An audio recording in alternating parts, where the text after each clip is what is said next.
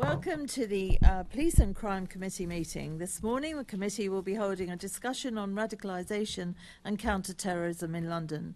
I'd also like to take this opportunity to acknowledge that yesterday marked 3 years since the Fishmongers Hall terrorist attack. Please make sure that your electronic devices are switched to silent mode to avoid any interruptions. Can I now ask our clerk, Lauren, if any apologies have been received? Thank you, Chairman. Apologies have been received from Assembly Member Dr Sahota. Thank you, Lauren. Can I ask the committee to note the recommendations set out at item 2 and ask if members have any other interest to declare? Noted. Thank you. Can I ask the committee to confirm the minutes of the meeting held on the 2nd of November 2022 to be signed by me as a correct record? Noted. Thank you. Can we note the completed and ongoing actions arising from previous meetings and the additional correspondence sent? Noted. Thank you. Can we note the recent action taken by me under delegated authority following consultation with party group lead members to agree committee's report titled Police Conduct and Complaints? Noted. Thank you. Can we note the response from the Mayor to the committee's report Violent Crime in London Part 2? Noted. Thank you. And so now we move on to our main item of business, a discussion on counter-terrorism and radicalisation in London. This session will be divided into 2 parts, and I would like to welcome our guest to the first part of the session, Lord Harris of Haringey. You're very welcome. Thank you. I'm going to start off the questions this morning, and this is under London Prepared, a citywide endeavour, and the background basically, Lord Harris. So you have concluded that very substantial progress has been made in London to deal with terror incidents. Is this progress enough to reassure Londoners that the capital is resilient enough to respond robustly should it experience a terror attack? Well, thank you very much for the question, and thank you very much for inviting me here. Can I just say, by way of a preamble, that it's almost exactly a year since I did the last interview which informed my review. And it's, I think, 10 months since the report itself was finalised, and probably 9 months since it was published. So all I'm providing you with, to some extent, is a snapshot of where things were when I did the piece of work. And obviously, I was crudely an external contractor brought in to do a job of work. I'm not, therefore, kept up to speed with all the developments since then. So, your question about can Londoners feel that London is adequately prepared, I think I want to make several points about that. The first is that I think we can, all my experience of the detective capability that is devoted to terrorism is that I think it is highly impressive, and that the work done by counter-terrorism policing and by the security service is of very high calibre and is regarded so internationally, and that continues to be the case. So that is a level of reassurance. Second is that obviously this is the second review I did, 5 years on from the previous one. What I found when I did the second review is that enormous steps had been taken in the intervening 5 years in terms of exercising and preparing for incidents. I mean, you know, quite a lot has been done before that, but in the intervening period, most of the recommendations, virtually all of the recommendations that I'd made then, had been taken on board by the police service, by the other emergency services. And what impressed me was the way in which there was real-time learning. The police and other agencies sometimes have a tendency to wait for the inquiry, to wait for the inquests before they start to take action. And what was clear to me was that the various services involved were being very proactive in terms of picking up issues that happened somewhere and then reflecting on whether their practice needed to do that. The other thing is that there's been an awful lot of work on joint exercising and joint preparations, and it's quite clear to me that in the response to an incident, indeed preparing for possible incidents and trying to deter possible incidents, that collaborative working is extremely important. So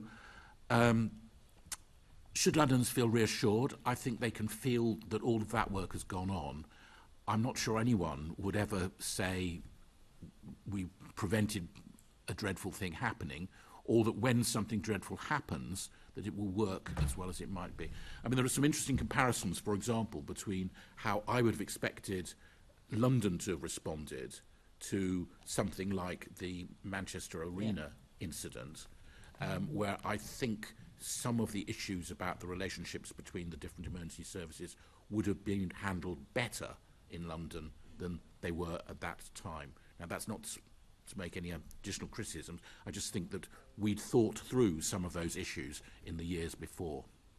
Thank you. And there's been one of those exercises which we don't talk about, obviously, but it was recently. So I know they are keeping those exercises up and are pleased with what they're finding. You made 294 recommendations.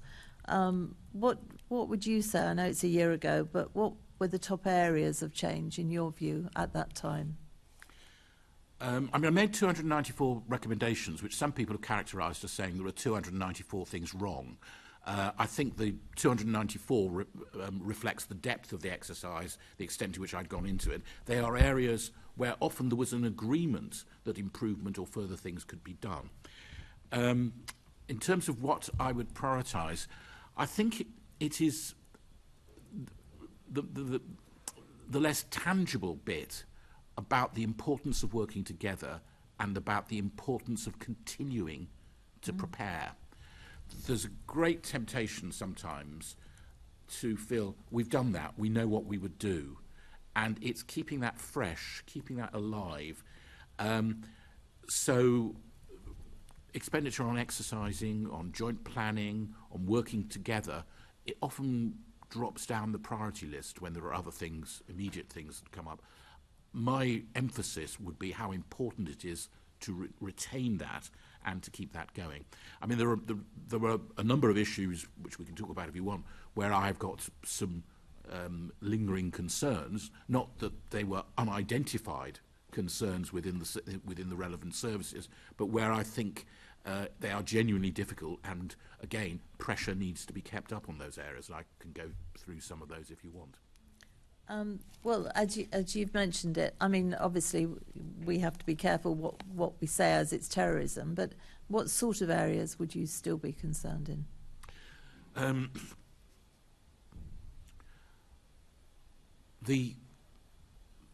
When I looked at this, I thought the Met had an impressive approach to dealing with threats from drones. Now, the trouble with all of this is the technology moves on all the time, so you have to maintain the technology to keep it in line with the possible threat. We're seeing in Ukraine at the moment, we've seen it in other war zones, the increased use of drones, both for surveillance purposes, for intelligence gathering purposes, and for the delivery of payload, in some instances for the filming of the aftermath of an attack. Those are all techniques which are out there, which the people who want to do us harm are aware of, and therefore the ability to intercept drones, the ability to respond to them, the ability to spot them are things which require continuous exercise. So that would be one example where you have to keep pace with it. The other issue, which is genuinely complicated and genuinely difficult to do, is one of the lessons from the Manchester Arena bombing was that there were areas which either didn't quite belong to anyone, or no one was quite clear whose responsibility it was to make them safe, or were not well covered by CCTV. And therefore, when you look at spaces where there are likely to be significant public gatherings, it's important for all of the potential owners of that space, those responsible for that space, to have worked together to think about how that's monitored, how you can deal with the fact that there will necessarily be areas of CCTV which aren't properly covered. Now, that is complicated. That's time-consuming. It requires bringing lots of different people together, but it's an essential part of what has to happen. Yeah, I see that. And after your report, what sort of feedback have you received from the Mayor and the government on the recommendations that you made? Anything specific? I've not had specific feedback. I've had a lengthy meeting with the Mayor, and I've had a number of conversations with the Deputy Mayor for Policing and Crime. I haven't had a sort of go through, and certainly I've not had a health check 6 months on or a year on as to where things have gone from. Apart from acknowledgement by government ministers, though of course there's been a bit of churn as far as that's concerned, I've not had a detailed discussion, which I did have with my previous report. 2 points I'd make. One is that in respect of my 2016 report, there were quite a number of recommendations made into government, which, to be honest, I'd become rather cynical that anyone had taken any notice of. When I looked at it again 5 years on, I discovered actually progress had been made in many of those areas as well. So the fact of radio silence doesn't necessarily mean things aren't going on. Absolutely. But the other point is that I very specifically recommended that I thought it was a matter for the London Assembly to keep track on progress on the recommendations, and that in particular a year on, and you will be approaching a year on in March, you should be asking very much for a progress report from all those to whom the recommendations were directed. Yeah, we have another meeting on counter-terrorism, so that is certainly on the agenda. I know perhaps you're not so close to it now, but do you think, or do you have any views on what extent COVID has had on the increase of the threat of terror in London? I mean, what's your views on that? Well, it was something that we looked at very much as part of the review itself. I think COVID has had a number of implications. The first is that given that a lot of the terrorist threat relates to individuals who self-radicalise in their bedrooms looking at things on the internet, the effect of COVID and lockdown was that some of those individuals had an awful lot of time to do nothing other than look at nasty videos, get themselves more wound up, more radicalised and so on. So that is there. The second is that the consequence of COVID has been that our patterns of life have changed. So what were traditional busy places before COVID have become less, in some cases become less busy, and others which were comparatively quiet have now become busier. So, if you like, that increases the number of areas where vigilance is required in terms of protecting people in those environments. And the third area, which I think is important, is that a lot of the if you're a doorkeeper in a venue, you have various skills. You get to know what you should be looking for, how to operate. If you are a security guard, if you simply work in a retail outlet in a very busy place, you have acquired a number of skills about that person looks out of place. That's something I ought to be keeping an eye on.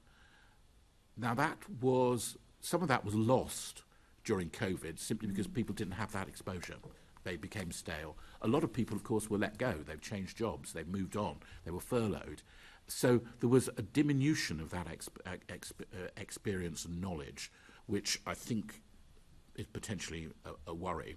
And added to that is the fact that for many venues, entertainment venues, hospitality venues and so on, they are still struggling to recover from Yes. COVID.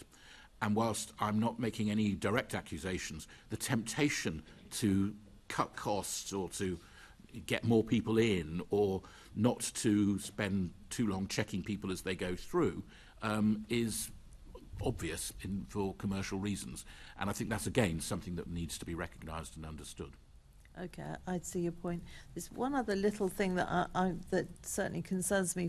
The former Minister for the Armed Forces, Sir Nick Harvey, has identified cyber terrorism as a threat, and he went on to say it can only be a matter of time before terrorists begin to use cyberspace more systematically, not just as a tool for their own organisation, but as a method of attack. Do you actually agree with that? Yes, indeed, I said something very similar about 15 years ago. So I feel vindicated that he's followed on the line. I mean, the reality is, though, that more and more crime of all sorts has a cyber component. Yeah. It's cyber, partly because we all live using our phones, using the internet and everything else. Therefore, that will be part of the activities of those with terrorist intent. Certainly, the whole process of radicalisation now happens online. That's one element of it. The use of viruses, malware and so on, that's spreading. I mean, most of it is capitalised on by organised crime or by state actors, but there is absolutely no reason to assume that it won't be used in various ways by terrorists. I mean, the other thing is you can't assume that one thing happens in isolation. If you were a malign actor, a state-based malign actor, and you want to demonstrate that a democratic government or democratic city government in London can't cope with various things, if there's a terrorist incident, you might want to throw in some cyber disruption to make it look even less as though that democratic state can function effectively under the circumstances. So there's no reason to assume that terrorists won't use cyber methods directly, cyber attacks directly. It may be slightly less dramatic from their point of view in terms of what they're doing, and it may be harder for it to be attributed as definitely a terrorist act, but there's no reason to assume that that won't be the case. And it's a component where, in terms of London being prepared for whatever may happen, we have to be ready for that sort of attack, whether it's terrorist motivated or something else. Yeah, okay, I agree with that. Now I'm going to bring in some other colleagues. Assembly Member Ahmed. Thank you, Chair. Good morning, Lord Harris. Lord Harris, how has Brexit impacted on the UK's ability to counter terrorism? And I'm particularly interested in the Schengen information system, which, as you know, we lost access to in January 2021, almost 2 years ago. I think the answer is it's not made it any easier. The whole processes of getting information, it's still possible. The whole process of extradition and all of that, it's still possible. It's just more cumbersome. You have to go through bilateral agreements. You have to work the way through all of that. We were, of course, promised that Brexit would give us control over our borders, and I have to say I find it difficult to see that that has been the case.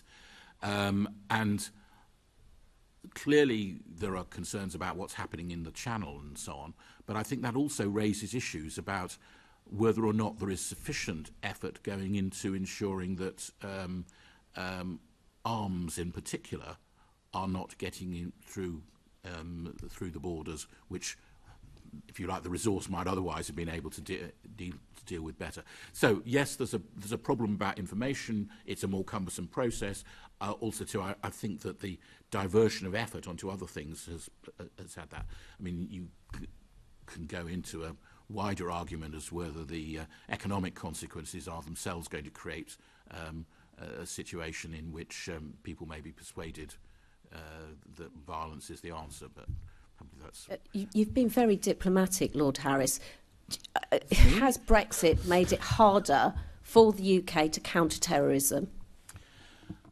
I think it has made it more cumbersome and possibly slower. I'm confident that where it's really necessary, bilateral arrangements can be made to get round some of the difficulties. But given and this is a general point about the volume of the terrorist threat, which has not diminished. If anything, it's got larger with more dimensions. I think it's the ability to move quickly and flexibly through all these procedures is important, and that some of that flexibility has been lost. Thank you very much. Thank you, Chair. Thank you. Assembly Member Pigeon. You've already touched on this, Lord Harris, about the importance of people continuing to prepare, but you'll have seen over recent weeks and months the reports of the Met Police and problems they've got with culture and many other issues, and gone into special measures, the fire brigade and the report that's just come out there. The leadership of those organisations clearly will be focused on trying to tackle those very real, shocking, immediate issues. What more does the Mayor and the leadership of those organisations need to do to make sure that this remains alive and this area of work doesn't slip off the agenda? I don't think it will slip off the agenda completely. I think the danger is that, as I talked about the sort of training and exercising function, other priorities will will push it down the agenda. But the issues of culture and so on are important in all of this. I looked in my review, I mean, it wasn't central to it, but I looked at the question of vetting, because there is obviously a concern about potential insider threats. And at the time I looked, I think I assume a lot of work has been done in the last year. There were officers in the police who had not had their repeat vetting done for far longer than should have been the case. Now, if somebody is vetted properly when they first come in, but then they're not vetted again for even 5 years, 5 years, if you come in as a 20-year-old, an awful lot tends to happen in your life during that period. You may be a very different person. So there is an issue about vetting generally, and then there is also a series of issues about whether or not changes in behaviour are being picked up, and whether colleagues within the emergency services feel comfortable about saying, I am worried about this colleague because they're now saying some very strange things. So there are worries about that, and so addressing some of the cultural issues will also, I hope, address some of this as well. Okay, that's helpful. And obviously you said that we as a Police and Crime Committee need to be keeping an eye on these recommendations, which we can do. What else would you suggest we push the Mayor and others in his leadership team on around this? I think it's about maintaining the focus, and also maintaining the focus on joint working. And that isn't just joint working within the Mayor's family, it's joint working with local government, it's joint working with the voluntary and community sector, it's joint working with business. And again, these are sometimes almost seen as add-ons and extras which get pushed out because of all the day-to-day priorities. So it's it's critical that that's happened. I mean, I call the report a citywide endeavour, because it seems to me that if you are to be effective in preparing for terrorism or preventing terrorism, that is something that the whole of society needs to be involved in. And that's, I think, a concept which I think is increasingly recognised. It's just a little bit more difficult than recognising the concept to put it into action. Lovely, thank you very much. Thank you. Assembly Member Devonish. Thank you, Chair. Good morning, Lord Harris. In your remarks, you didn't speak about the new Commissioner or Deputy Commissioner. Have you taken the opportunity to try and contact them and speak to them since they've been in post? I've rather naively assumed that they were quite busy and that it wouldn't be a good moment. I have, I know both of the Commissioner. I know both the Commissioner and the Deputy Commissioner, having worked with them in the past, and indeed. Mark Rowley was Assistant Commissioner for Counter-Terrorism at the time I did my previous review. I know Lynn Owens because apart from when she was at the Met, she was Director General at the National Crime Agency, and I chair the Independent Advisory Group on Ethics for the National Crime Agency, to which she appointed me to do that role. So I know them both quite well. I'm very happy to have conversations with them and to pursue some of this. I do slightly feel that they've got quite a lot on their plate, and that I should wait for them to ask me rather than me just really pestering them and say, come and have a meeting. Okay, and the Mayor, would you think it's worth at a certain period, because of course we have to keep on top of these things, during the next 12 months, do you plan to contact the Mayor and perhaps have a meeting with him and then get him to perhaps put you in touch with the Commissioner and Deputy again? Because it is one of those things, if you don't keep on top of them, you don't need me to tell you this, things will slip. Yeah, I mean, I have, as I say, put in my recommendations the expectation that you as a committee or on the Assembly should be monitoring this. I would expect the Mayor to be asking for progress reports. I understand that people have been appointed within MOPAC to, amongst other things, to progress chase these recommendations. I'm very happy to be involved in that process if that's helpful, but it's for them to commission me. Could you tell us who in MOPAC is being given that task, if that's okay? I assume it's okay. I don't think it's a confidential secret. Dawn Morris, who was a chief superintendent in the Met and who worked with me on this report. She was, if you like, the main point of liaison I had with them. She was in charge of protective security. I was actually quite nervous about the fact that she was retiring from the Met, because I do think that a lot of the progress that's been made in the last 5 years is down to her. She, having retired, has now been, I understand, approached by MOPAC and is now working either part-time or full-time within MOPAC to support following up some of these issues. Thank you, it's very helpful. Thank you. We're going to go on to our next section now, which is London Prepared, the Police. And Assembly Member Desai is going to start us off. Thank you, Chair. Good morning, Lord Harris. If I could ask you this, what do you consider to be the biggest challenge to the Met in ensuring it is prepared to respond to a wide range of terror scenarios in the capital?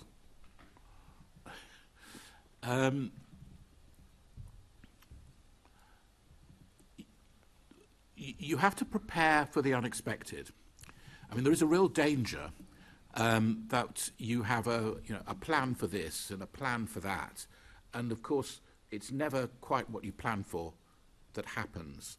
What you have to do is to break it down into the different components, and so you have arrangements on cordons, you have arrangements on sort of perimeter security around events. You have things which are slotted into place depending on it. So keeping those alive and vibrant is an important part of it, and that's this continued vigilance, this continued working on these issues. I think the other part which I would stress is about the importance of the Met, the police service, being engaged with communities. And I mean, I've got form on this, and that's something I took very seriously when I was chair of the police authority and so on, and I believe it's something which is vital in terms of that community engagement. But it is only by knowing your communities, by working with those communities, that you are able, first of all, to pick up what's going on, rises in tension, issues that may be arising, but also, more importantly, be able to manage events when they occur, because you'll know what will be the sensitive issues. And I think that's something where a great deal of effort needs to be done. I actually think that's also a local authority responsibility. I think some local authorities are better than others. I'm not going to name names before anybody asks me. Some local authorities are better than others about engaging and really being representative of their communities. But that's a continuing effort. It's I'll give this example because it's so long ago that it doesn't really matter. But I remember when I used to be leader of Haringey a generation ago, more than 25 years ago. When the 2011 riots happened, and I was, this was 15 years after I'd ceased to be leader, the Met contacted me and said, well, you ought to know that this incident has happened in Tottenham, this was your old patch, and this is what we're doing.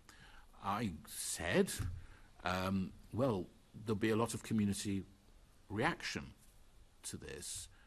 Oh, no, we're very confident. We've spoken to the community. It wasn't my business. I would go on with it. Then the riots occurred. So I said, well, who was it that you spoke to? And I was given a series of names which were deeply familiar to me from my time as council leader 15 years earlier, are people who, even at that time, I felt in some cases were slightly past their sell-by date in terms of them being representative of their communities concerned. And there's a temptation for both local authorities and the police to get into a comfort zone of, we work with these people, they're community leaders, they'll tell us what's going on. But actually time moves on, and it's having the grit in the ointment of new people engaging with new bits of the community that's very important. And I think it's only if you've got that sort of granularity and that level of understanding and relationship, and that's a matter for the police, it's a matter for the local commanders, it's a matter for the local authorities. Now, as I say, some local councillors, you can't fault them for the extent of their engagement with local communities. But I'm not sure all that knowledge is all brought together, and that working together, which is an essential component in my view. I think I'm aware of the identity of some of the people you're referring to, but I think they need to come up to date with developments locally, new faces, new people. It's an ongoing challenge. If we could just move on, what are the main benefits of the Met's counter-terrorism command sitting alongside the National Counter-Terrorism Policing Headquarters? I think it's very important. First of all, that you've got to remember that, of course, anywhere can be a terrorist target, but London has a disproportionate share of the iconic places, the iconic seat of government, seat of public and entertainment, all of these things.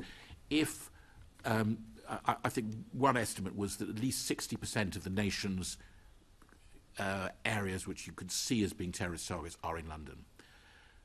The other thing, and I think the statistic is still about the same, 60% of the subjects of interest to counter-terrorism policing, these are people who are on the radar as potentially involved, are in London. So you are necessarily have to have the bulk of your counter-terrorism work focused on London. So that is a strong case for counter-terrorism policing being based within the Met. There are two other considerations I'd say as to why I think it's important. The first is that actually that there's a lot of synergy, and the fact that you've got some of the best detectives in the police service working as part of the Met, that's very good in terms of the career paths of officers within. I just think it's good for the Met from that point of view. Maybe the rest of the country would feel that's a sort of London-centric, selfish point of view. I just say for your purposes, as London's Police and Crime Committee, that's actually an important consideration. But the most important bit is that, and there have been at various times various suggestions that the counter-terrorism policing should be hived off to the National Crime Agency, or there should be a separate agency, or it should be a specialist unit separate from the police service, is that the police have to own the consequences of the way in which they carry out counter-terrorism policing.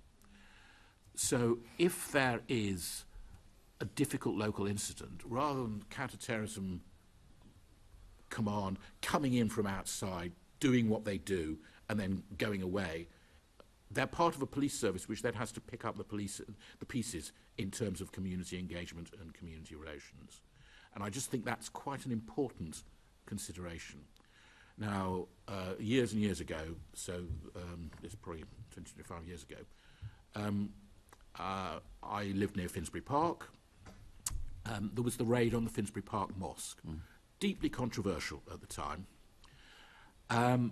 And as I went to the tube station the morning after, there were local police handing out leaflets explaining why the action had been taken. Now, the lesson I draw from that is that the police service recognised that this was going to be deeply controversial and that they had a responsibility for reassuring people as to why it had been done and what had happened. I'm not sure that would have occurred had it been a unit attached to MI5 or something to do with the National Crime Agency coming in and taking taking those measures. So I do think that integration into the wider police service is important. And then there are issues about whether or not you necessarily pick up intelligence from what's going on at local level from policing if you haven't got that integration. The argument about whether or not there are counter-terrorism police seconded to local stations, because it's very much easier if you're a local neighbourhood officer. I appreciate there aren't as many neighbourhood officers as there once were, but if you're a local neighbourhood officer and you think there's something slightly strange about what you've seen, do you escalate it? And it becomes quite an issue. Am I going to refer this to counter-terrorism police?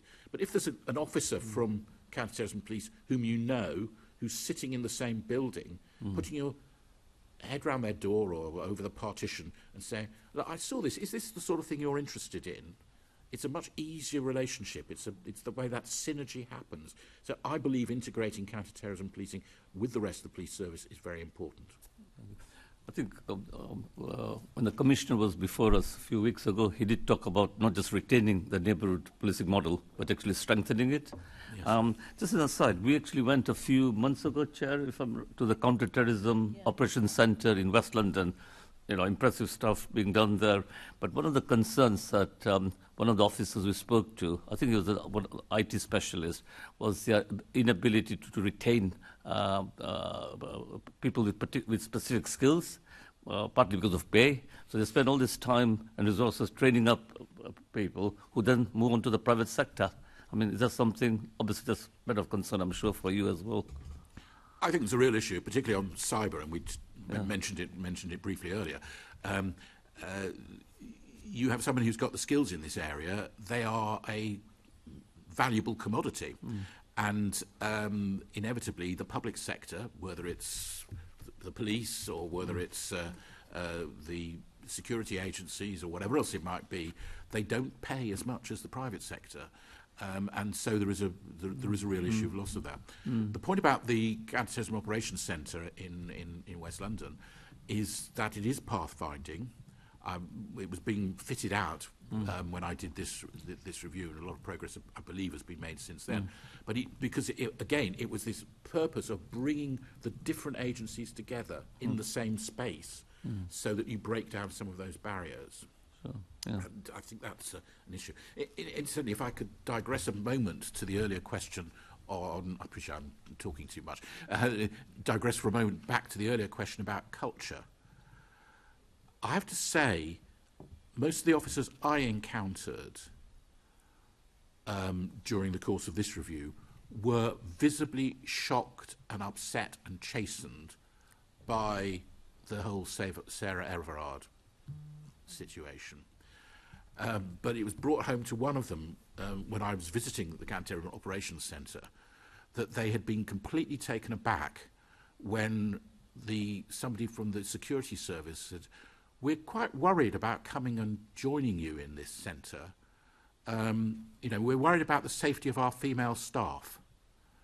And I think that came as a bolt to the blue to this particular officer who just realised how shocking this would be to everybody else and how that was the perception of, and I can't believe the security services without its own internal problems, but I have no idea, that was being perceived as the police are so dangerous we can't let our female staff near you. And finally, Lord Harris, are you satisfied that the Mayor and the Met have a plan in place to reassure Londoners if the military are deployed on London streets? If not, what do you recommend that the Mayor and the Met do? I think communication is extremely important anyway in the event of an incident. I've both for this and also other work I do as chair of the National Preparedness Commission, we just actually published a literature review on what good communications leadership is like. But there's a need for clear communication. There's a need for clarity. There's a need for truth and openness. All of those have got to be built in. There's a need for speed. I know that there's a debate about, should police officers be on Twitter and all of that? I'm not sure Twitter is now the medium of choice, but it doesn't really matter. The point is, if the police and the authorities are not out there communicating, other people will be. Misinformation will spread. So it's very important that the message is clear, and the message is out there, and the message is disseminated quickly by all the necessary medium. Talk about that if you want. In terms of the use of the military, it's not something that we're used to in the UK. However, they have been deployed on the streets of London. They was deployed effectively during the Olympics because of the failure of Group 4. And then there were subsequent occasions when there were particular terrorist incidents. And briefly, I didn't examine it this time. I did examine it 5 years earlier. Essentially, the police were brought, the military were brought in to support some policing activities. But it was always very clear in the discussions I had in 2016 that they were under the military were under the command of the police, and they would be following policing protocols. Now, in the heat of the moment, you hope that would continue to be the case, and also too that they would be backfilling some of the roles that armed police would otherwise be doing, guarding duties, so that those armed police could then be utilised in other ways. So there are protocols in place, and I would hope that it would be possible to reassure the public about what this actually means in terms of that. But the importance of generally good, quick, truthful communication is very important. Okay, thank you, Chair. Thank you. Colleagues, you won't believe we're halfway through our time with Lord Harris, so if we could pick up the speed just a little bit, that would be great. It's probably my fault, I apologise. No, you're very interesting. I'm sure we could listen to you all day quite happily. Assembly Member Maher. Thank you, Chair. And it's a real pleasure to meet you. I can't agree more about your concerns that I you think shared. you represent me, actually, here. If you live in Hackney, Islington or Waltham Forest? I just live in Islington, 3 doors from Haringey. Welcome twice. I share your concerns about what the police mean when they talk about engaging with the community, who those people are and what they say. I'd love to learn more perhaps after this, outside of this meeting. But my question to you is around whether or not you feel the Met have enough firearms officers and armed response vehicles, and what more can the Met do to improve its armed response? Yeah. That was one of the core issues that I was asked to look at in 2016, and I was asked to sort of refresh that look then. The issue in 2016 was that this followed on from the things like the Bataclan incident in Paris and some of the other insurrections. The question is how quickly you can get armed police onto a scene. Now, I believe quite strongly that we shouldn't routinely arm the police. I would much rather a police officer who doesn't use their gun very often is more likely to use it inappropriately than a police officer who is highly trained and part of an armed response team where there are protocols, regular training, regular exercising and so on. So if you don't want every police officer to be armed, how do you get armed police officers there quickly enough? If you're in the middle of an incident, just think about it. Some of the terrorist attacks that there have been, Westminster Bridge was over in 81 seconds. Now, admittedly, that's one of the most highly policed areas of the country. The London Bridge attack, I think the first police were on the scene within 2 minutes, and the whole incident was over within 8 minutes, with the attackers killed. Sorry, the first London Bridge attack in Borough Market. That's very quick response when you think about London and everything else. If you're in the middle of that incident, 2 minutes or 8 minutes is an eternity. So how much is enough is not an easy question to answer. When I looked at it in 2016, the aim was to uplift the number of armed response vehicles and the number of armed officers to reach a level which would provide that sort of coverage, 2 minutes, a few minutes. For this review, I looked at some of the statistics about when armed response teams were deployed, how quickly they got to the various locations.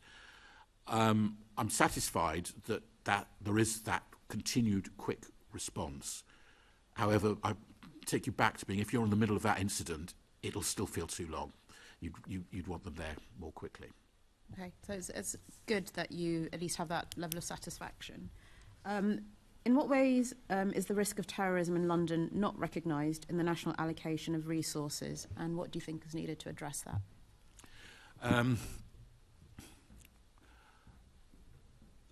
I mean, there is constantly, obviously, a discussion with central government as to how much resource is needed for London and for counter-terrorism.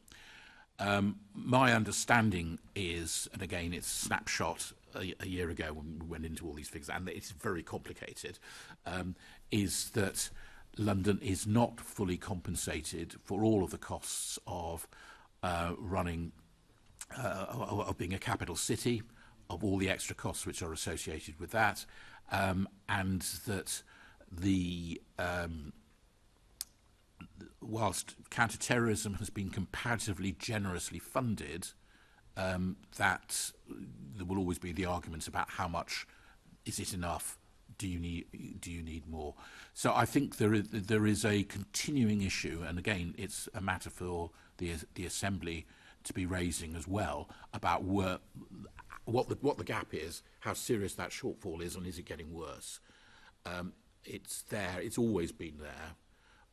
Years ago, I remember talking to people in the Home Office, and they say, well, the Met makes a bid for something, and we divide it by half, and then we start talking. And I think there is still a bit of that culture around. So just out of interest, so Mark Rowley a few weeks ago wrote an article, I think in the Telegraph, saying that the Met would need about 27% increase in order to bring it back up to zero for its day-to-day policing. Do you have a ballpark figure of what filling that gap is to refund, I suppose, London? Well, I have no reason to doubt his 27% figure, but I mean, he's looking at the totality of policing. He was looking at the population change, population growth. You've had, if you like, a sort of U-shaped curve that policing numbers came down, and they're nearly recovered overall.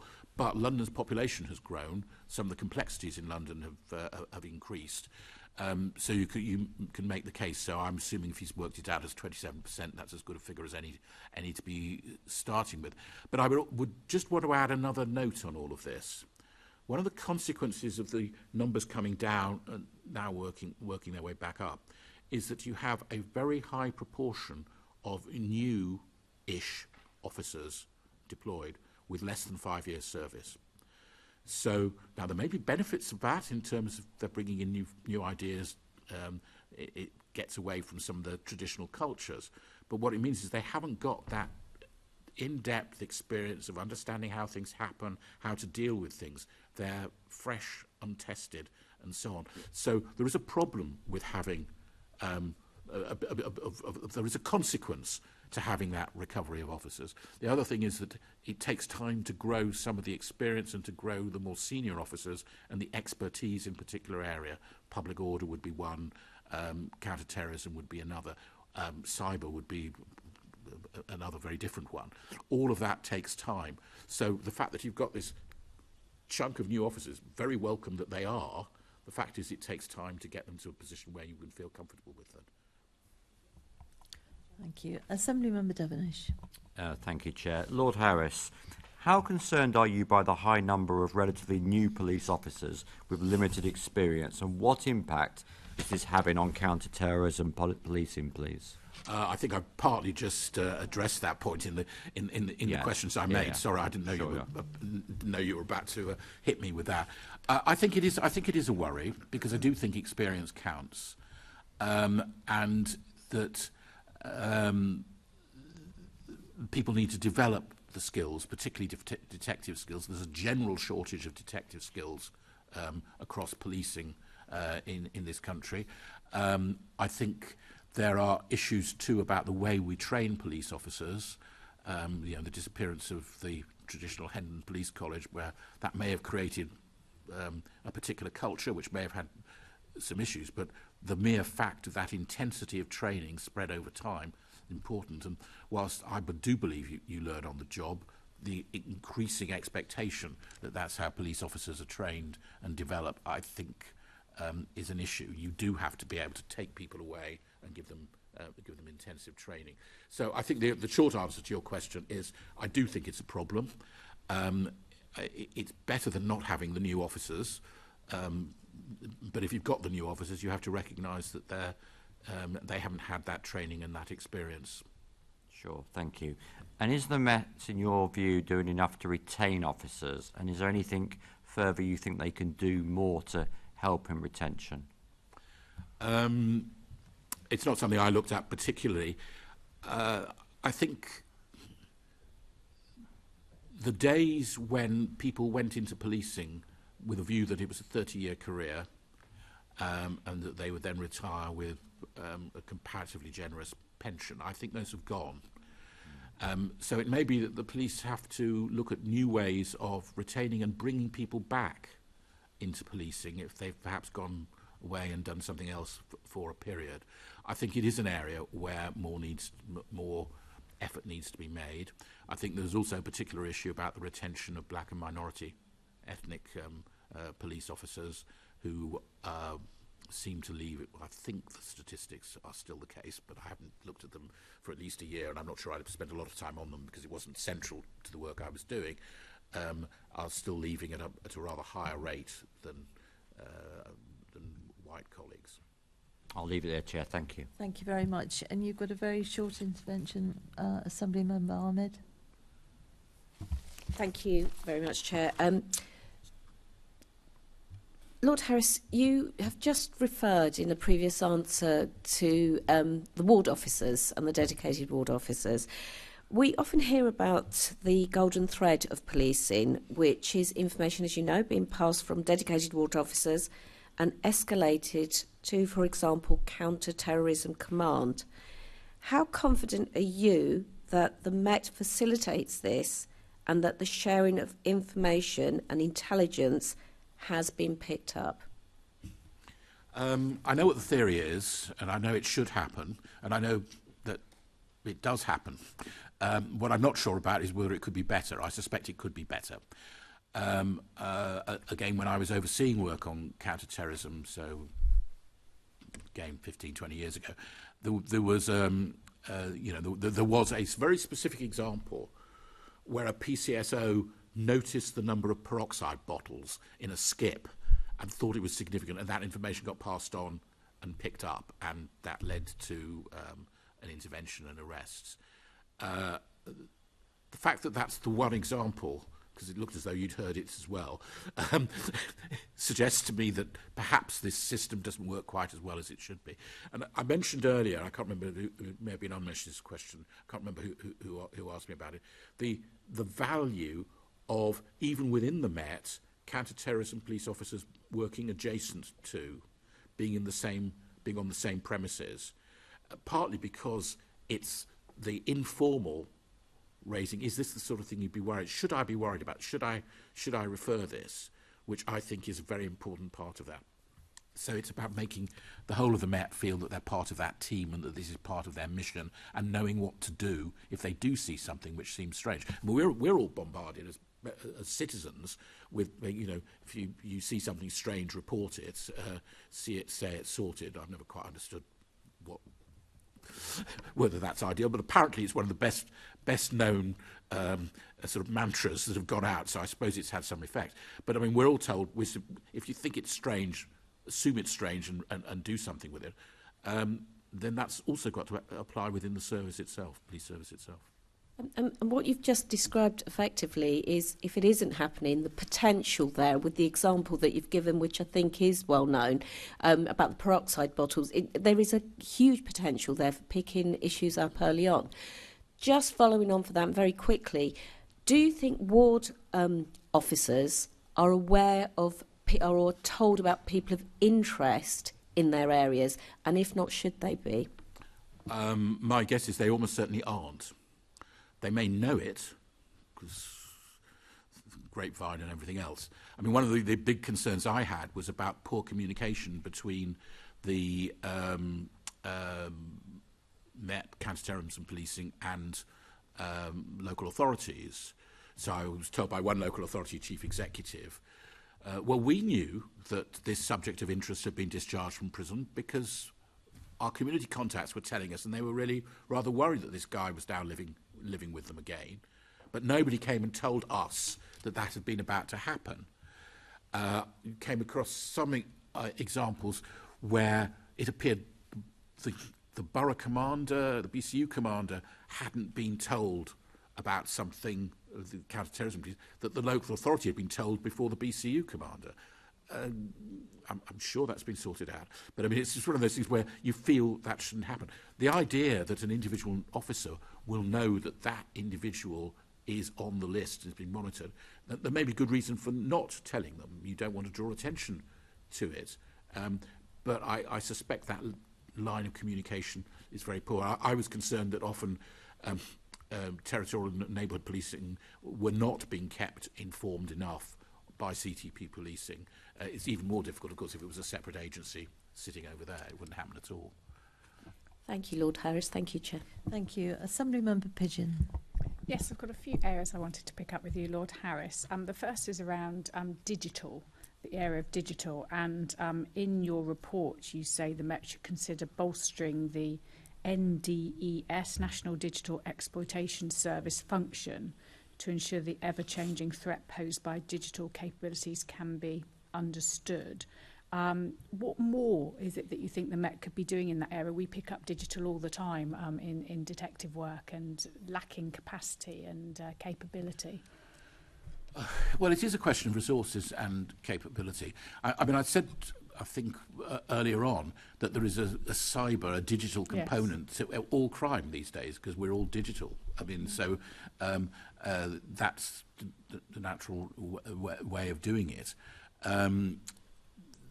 So the capacity to, if this has been seized, to assess it, pick out what's important, and so on, is crucial. That all takes time and equipment and everything else. The ability to do these things quickly is important. I mean, there's a separate debate about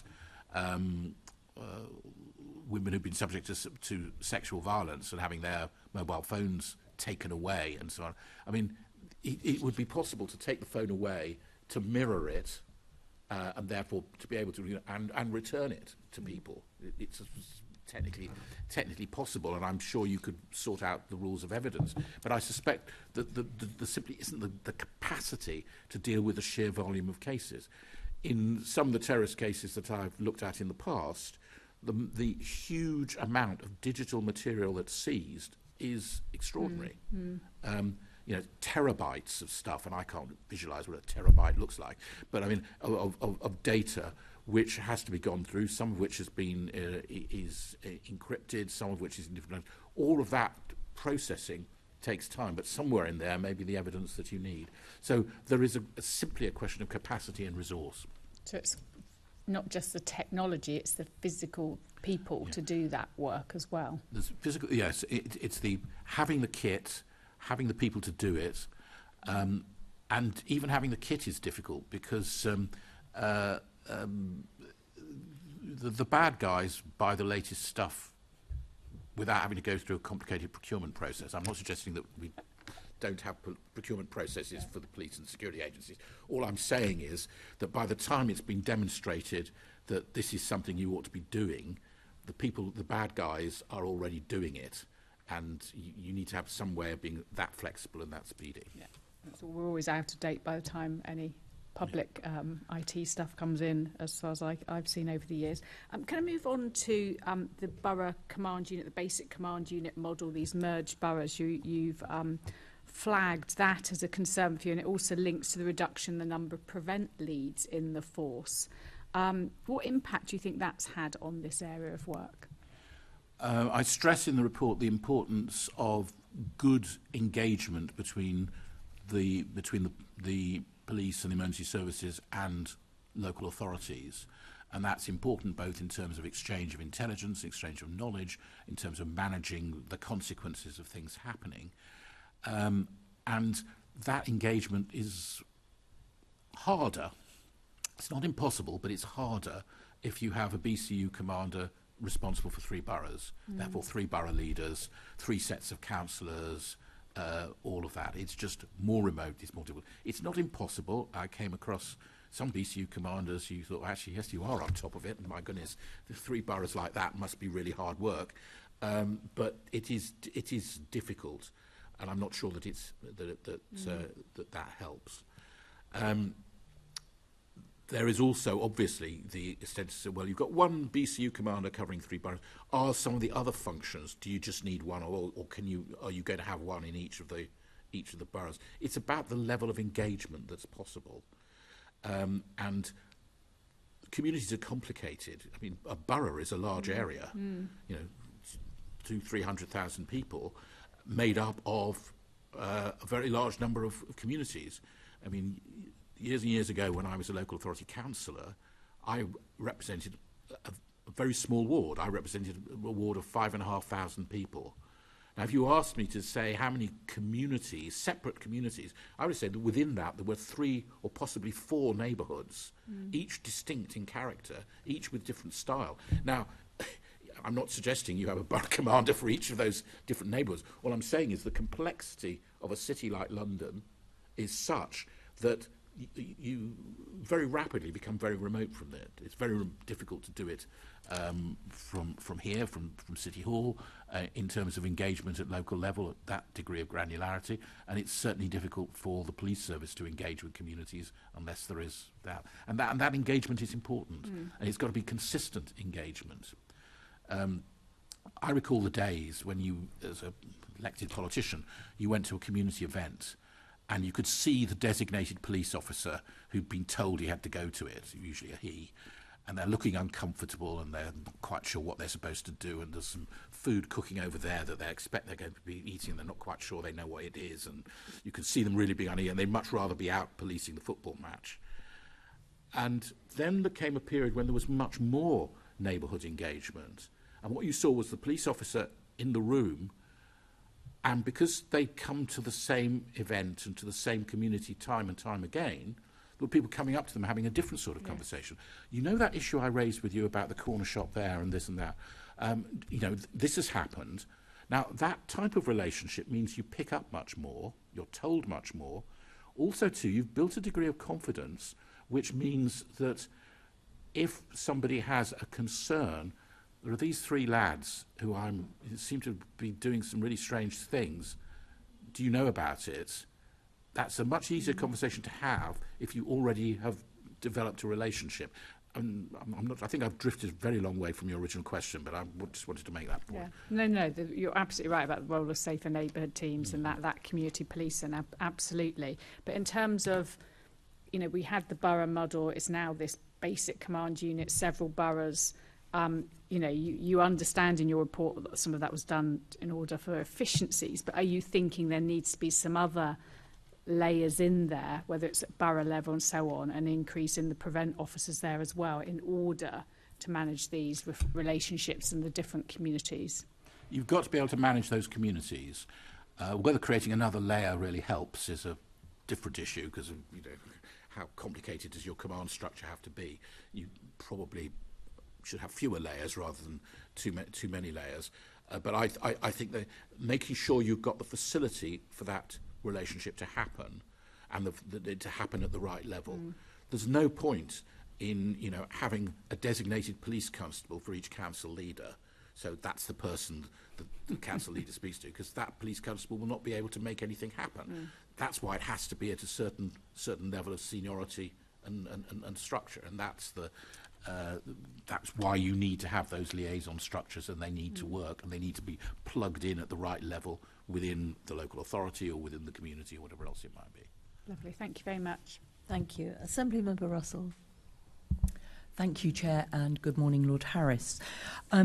So in your report, you recommended that City Hall should consider whether there is more it could offer in terms of linking up those communities and sharing related information with local police leads. And I just wonder how you think that they should be doing that. I think there's City Hall obviously has relationships with the voluntary community sector in London. I'm not sure that that is necessarily as detailed a knowledge or as comprehensive a knowledge as it might be. However, there is clearly the capacity for City Hall to do much more in that area and to be able to engage and share how that works. Having said that, City Hall will be remote from what's going on in an individual ward, in an individual local authority and individual community groups. And I don't think there is enough done to bolster the infrastructure of the voluntary and community sector in London to ensure that it can respond to needs and also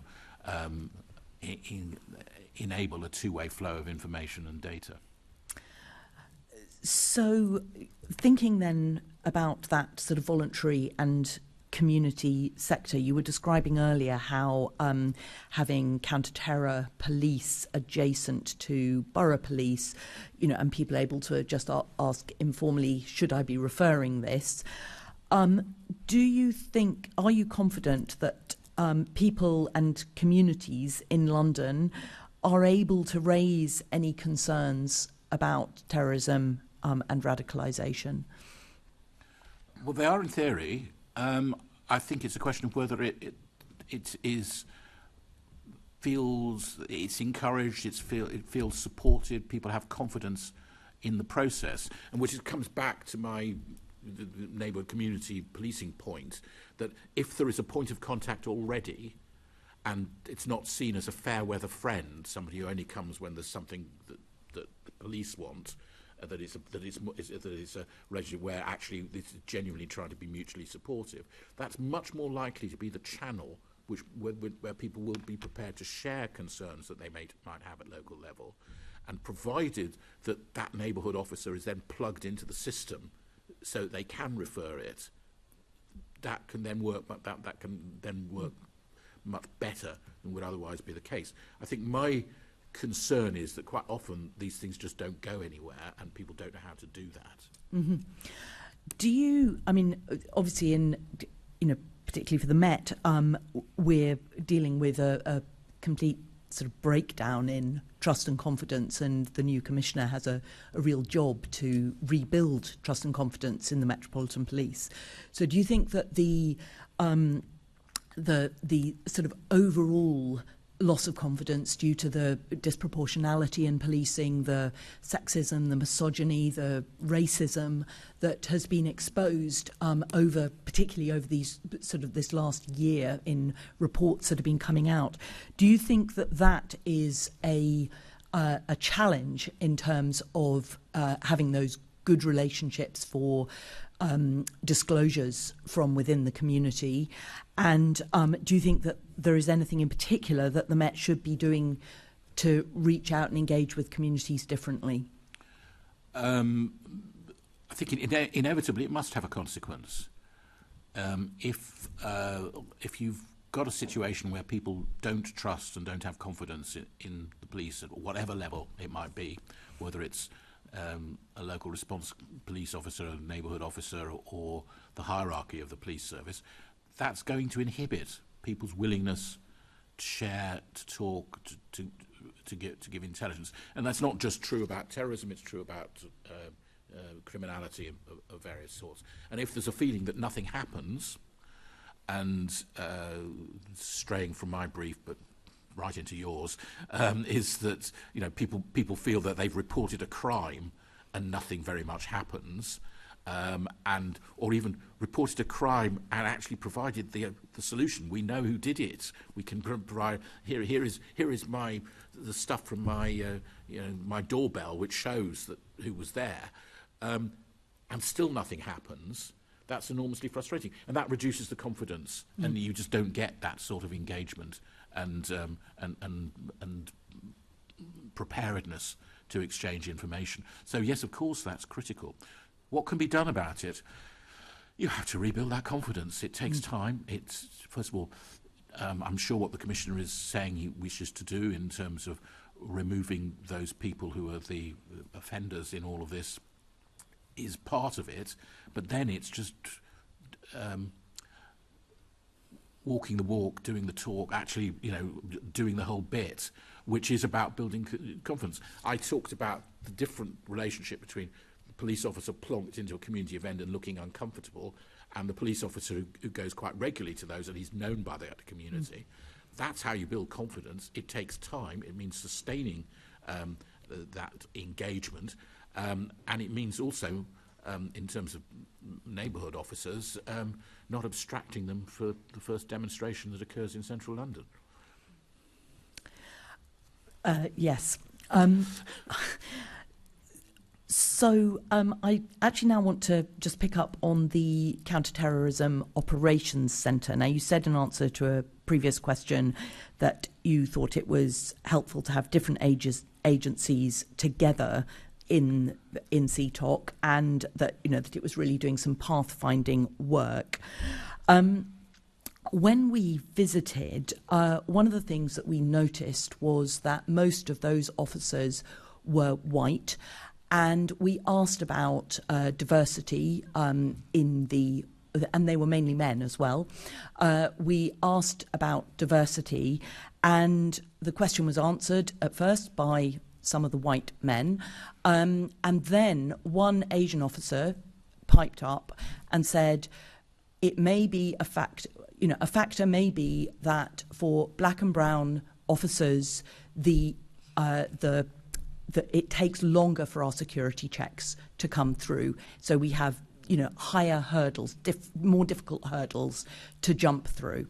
Now, if we're talking about that sort of trust piece and wanting to have good trust between communities and the police, and with a particular, if we're talking about counter-terror information sharing, do you see the recruitment to the counter-terror service as being a big challenge in terms of taking this whole agenda forward? Well, I think it's an agenda that should be taken forward in every part of the Met. It should be something which is just instinctive, that there isn't direct or indirect discrimination taking place, that you've got a diverse workforce, and that's deployed in all areas. I do think there are issues about vetting. I think there are issues about the length of time it takes. I think there are probably some underlying issues about how there may be more things to check because communities operate in different ways, family structures are different, and so on. But that shouldn't alter the fact that that's the way you need to get to. The CT Operations Centre was still being fitted out when I was there, so all one really was seeing were people connecting the wiring rather than anything else. So I didn't have the opportunity that you had. But again, I suspect that that is something which has to happen over time. It would also be interesting to know what the mix was of some of the other agencies deployed there. But Okay, and then final question is about the main information sharing challenges that partners face regarding terrorist threats. Now, you've been talking about sort of synergies and and communication, but apparently there are cases where people who've been in prison on terrorism charges are released. The local authority is told, but not the local. Which way round was it? Sorry, I've let me just double. I think you can find an example of the check. Not everyone being told in every direction, probably. Exactly. Yeah. It's well, whether it's the local police who are told or the local borough that's told, but seriously, both do need to be told. This one, it was politicians and the borough being told before the local police were told. What do you think they should be doing to sort that out so that those communication channels are working effectively? I mean, this is partly the prison service and the issues about what they share and when they share it and how they share it.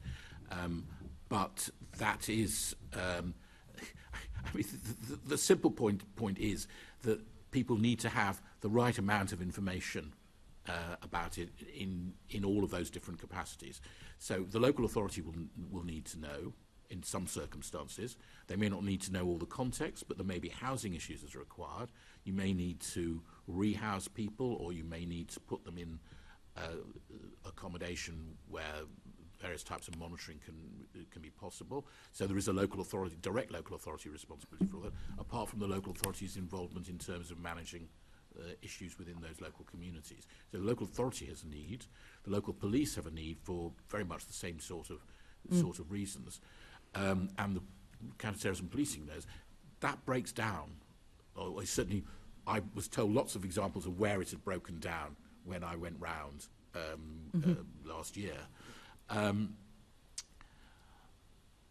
like to think that's improving. I don't know whether it's improving. But there are then a series of issues as to what should you share? How much do you need to know? If I take it away from terrorism for a moment, if you are trying to move somebody who is an historic sexual offender, nothing to do with terrorism, the local authority needs to have enough information to know the rehousing requirements, what is or is not appropriate, and what the circumstances are. They don't necessarily need to know the details of the case. The same is true in terms of counter-terrorism. This is a subject of interest. Do you need to know why they're a subject of interest, or simply that there is a sensitivity about it, or that something has happened, or there is a background? And how that's managed, that brings in two issues. One is, do you have enough people with the appropriate security vetting in the other agencies, or indeed in elsewhere in the police, because there are higher levels of vetting, as you commented, for some sections.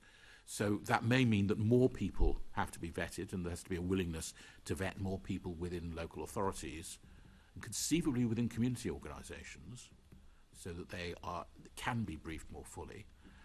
And I came across some interesting work which is being done on how you can use, if you like, trusted people to be the briefed ones who can have the background, so that if you're told by that person, look, you really need to make this accommodation or make this available, you don't have to know the reason. You simply know that if they're telling you, that's probably there's a good reason behind it. But that is all quite difficult in terms of managing it. The other thing is there has to be a preparedness to share. Now, I've come across quite often in the past this feeling, well, this is secret. Only we can know that. You can't be told anything. And actually, some of it's not really that secret, not really that surprising. I remember a conversation years ago when the security service was deciding that they ought to brief local authority leaders and chief executives about the security threat in their area. And there was going to be a report which would be presented to them. And I said, do you mind showing me what you plan to share with a local authority leader or local authority chief executive? And at one stage, it was of the nature, you do know that you have quite a number of mosques in your borough, and some of them have some difficult people in them. And that was about as far as they were prepared to go. Now, this is some years ago, so please don't call in the new Director General of MI5 and ask them what they do. But the point is, there wasn't the expectation. Actually, the local authority will know. They will know when they have some idea. They may not know the extent to it, whether it's more than a neighbouring borough or a neighbouring part of London, but they will have those understandings. So don't tell them the bleeding obvious. Tell them stuff which actually they should know. So I don't think there is quite that willingness to share.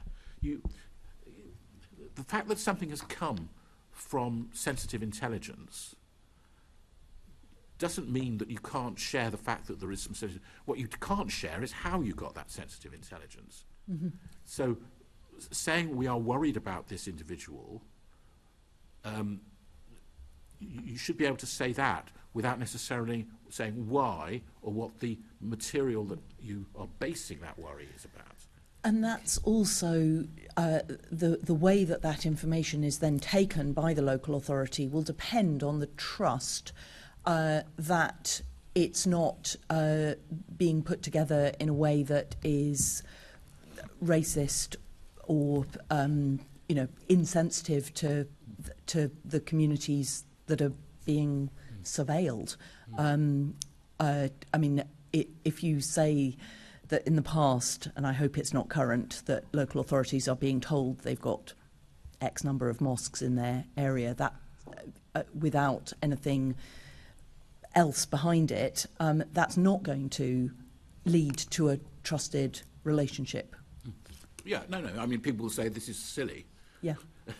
Why am I wasting my time having this conversation if that's all you're going to say to me? It's quite different if you say, look, you do realise that in your borough, you have 12 subjects of interest who are in our top 100 in the capital of being concerned. Mm-hmm. I hadn't realised it was quite as bad as that. I knew there were some issues. I hadn't realised it was quite as bad as that. And within that, we are particularly worried about this or that or that.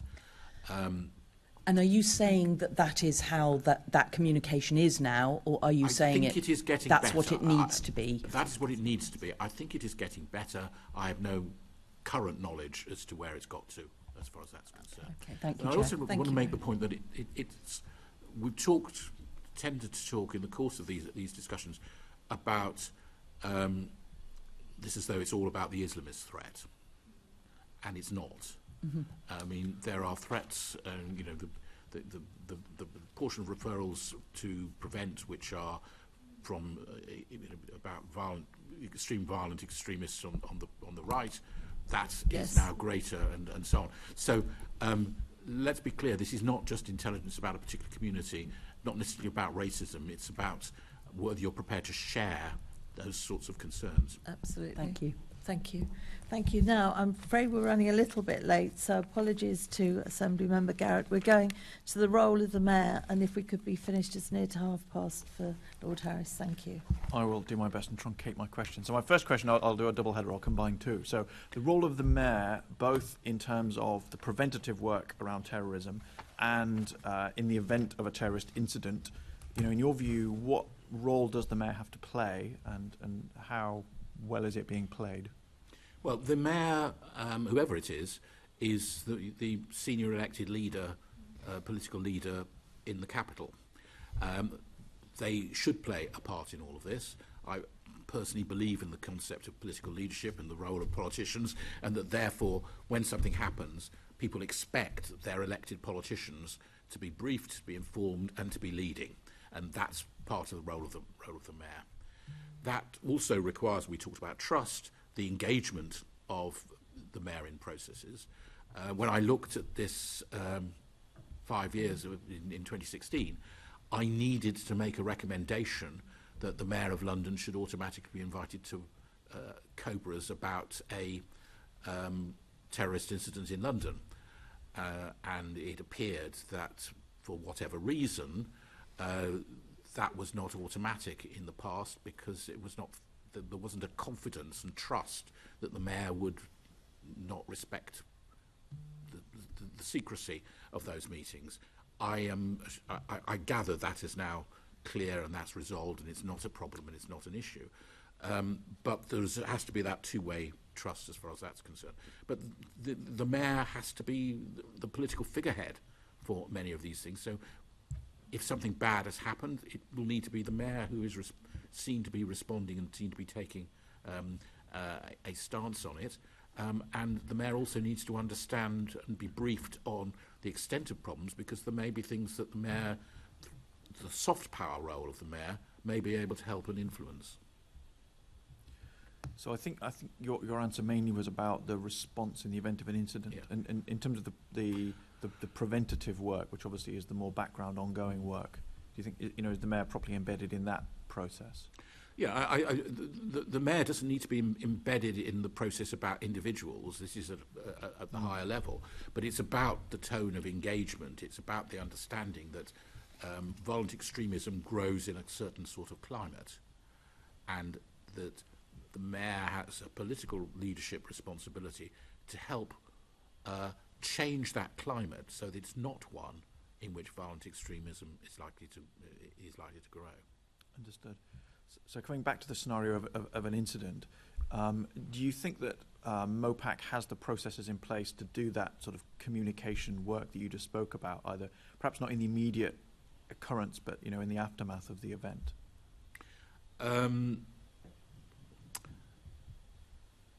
Some of that communication is not a MOPAC responsibility. Some of that communication has to be the police and the emergency services. The immediate aftermath of an incident, it's a senior police officer or a senior fire officer with lots of silver braid who is who we hope is the reassuring figure saying this is being dealt with, we're aware, we're dealing with it, and that's the appropriate level of it.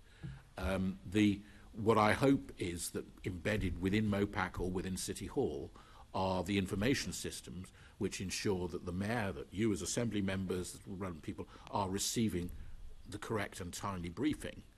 And that also applies to MPs. I mean, I've sat in meetings where MPs have complained, all parties, that there are some things happen and nobody bothers to tell them or brief them. Now, that's not because you're elected politicians and I have a right to know. It's not that. That's not the point. The point is that the public, because they have elected you, because they've elected the mayor, they've elected you as assembly members, they expect you to be briefed, to know on their behalf, and to be able to respond as to what's going on. And that seems to me to be another part of the communication. So that's about that sort of formalised cascade of information, isn't it, from the people, operational people who are involved and who know what's going on, out to political leaders communicating with the public. No, I mean, that needs to be... Does that happen, do you think, or is there? I think it's patchy. Okay. I was told of a number of instances where people felt it hadn't worked. Equally, I'm told plenty of instances where it does work. And it should be routine. There should be, if you like, a critical incidents procedure, whatever it might be, which works out who should be notified and what, and make sure that the phone call's made. This is back to the point about BCU commanders. If it's 3 phone calls rather than 1 phone call you have to make, that increase the time means it's less likely to happen. But what I would like to feel is that there's a seamless process whereby people here in City Hall and the mayor are briefed when they need to be. Similarly, at local level, MPs and councillors. Thanks. That may be something for us to follow up, Chair, with MOPAC to check on that. Just finally, just on the Mayor's police and crime plan, I don't know if that's something you've looked at, or whether you feel that the Mayor's sort of the areas in that in terms of counter-terrorism and response to terrorism are sort of up to snuff. I've looked at it. I can't say I've done a critical analysis of it, but I'm not trying to avoid the question. No, that's fair enough. I would be talking off the top of my head, yes, which you may feel I do all the time, but I think it's probably not terribly helpful if I go into that, because I haven't really looked at it. Fair enough. Thank you very much. Detail. Thank you, Chair. Gold star for you, Assembly Member Garrett. Brilliant timekeeping, thank you. Lord Harris, I wish we'd had more time, especially talking about the information sharing that Assembly Member Russell was delving into, as well as Assembly Member Garrett. As a previous council leader myself, at times it was frustrating, but the worst partner with a health service, without doubt. And I think you've touched on that in one of your reports. Sorry, so could I just say on the health service, I mean, that they are part of this panoply who ought to be engaged and ought to be part of that. And that if it's not come out and we've not talked about it, and it's not your responsibility, but one of the areas which was of concern was the state of the ambulance service in responding to anything, let alone a major emergency. Yep, that and bring back retired police officers who all seem to be younger than I am, and they've all retired. So I think that would be a very good idea. So thank you very much on behalf of all of us, Lord Harris, for attending the meeting today and for answering the committee's questions. And perhaps you'd be good enough in the future to come back as well. That was so interesting. We're now going to take a short adjournment before the second part of this session.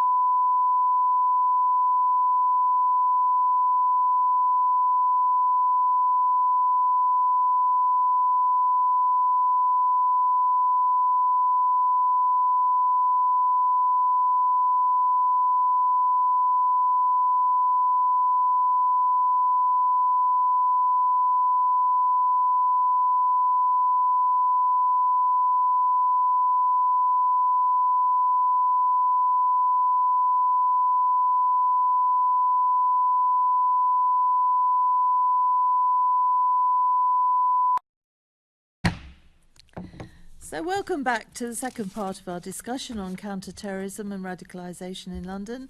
I would like to welcome our second panel of guests. That's Robin Simcox. Hello, Robin, Commissioner for the Commission for Countering Extremism, Charlotte Dixon-Sutcliffe, MBE, Chairwoman, Survivors Against Terror, and Brendan Cox, co-founder of Survivors Against Terror. And joining us on Zoom is Dr. Shiraz Maher, Director of International Centre of the Study of Radicalisation, King's College, London. And I believe you've got to go at 12:30. Thank you. Well, thank you for joining us, all of you, anyway. I'm going to start the questions now, if I may. And I'll ask all of you, so if you could keep your answers as concise as possible. To what extent is online radicalisation an issue in London, and what evidence do you have that supports this? Shall I start with you, Robin, and I'll work my way around? Sure, thank you. Well, the internet is clearly a significant area of interest for researchers in this area, applies to London and elsewhere. I think one of the challenges is that some of the extremist material found online isn't always put out by prescribed groups. It's not always illegal. So that presents a challenge from a content moderation point of view. I mean, obviously terrorists use the internet in their planning. We all use the internet, so it would be strange if terrorists were an exception. I think the amount of cases where it is entirely the internet and content online that has radicalised people are perhaps rarer than we may sometimes think. I mean, self-radicalisation does happen in that way, but it's not very common. I would encourage the committee to also bear in mind that the offline element of this is very important, that the human dimension matters, and networks and physical relationships also still matter as much in 2022 as they did a couple of decades ago. It's often on the ground activism and recruitment that can make the difference in these cases and where radicalisation takes place.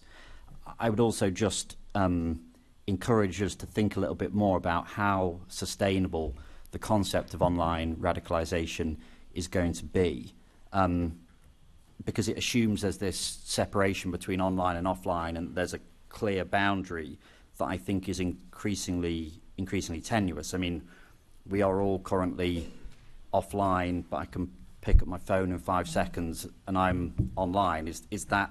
It seems to me as if that line is increasingly blurred, and I'd expect it to get more and more blurred in the years to come. So the online element is obviously it's an issue. It's relevant to London, but I do think we're at a stage where we may need to get beyond it and not really put so much focus on the online component as we once did, because I just don't think it's I think it's increasingly untenable. Well, that's interesting. Charlotte, have you anything to add to that? Yeah, so as an organisation, we're going to be doing a study into social media and the effects that it has on victims in terms of further increasing their victimisation by different groups using the events that they were involved in as propaganda, and also how those events are used by different groups. So we will be looking.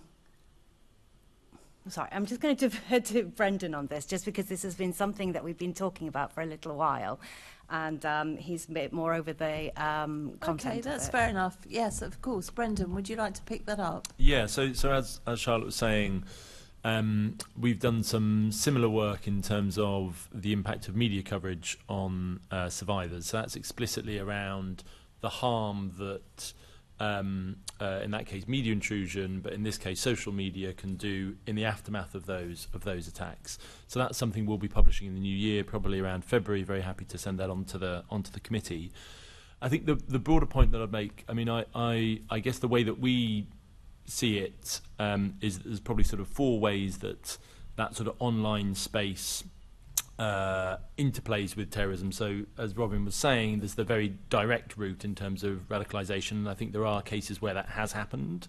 I entirely agree with Robin that there's few cases where that's the sole factor. It's also entirely true, such the case in my experience, in terms of the person that killed my wife, they had almost no online connection at all. It certainly wasn't that. So I agree with Robin that it's something that we can't just look at in isolation. The second way of looking at it, we've already talked about in terms of the drivers of harm. So the ongoing fear. There was a BBC documentary just the other day looking at the trolling that happened of survivors. This idea that they are crisis actors, those types of things. So that's another way in which it extracts harm.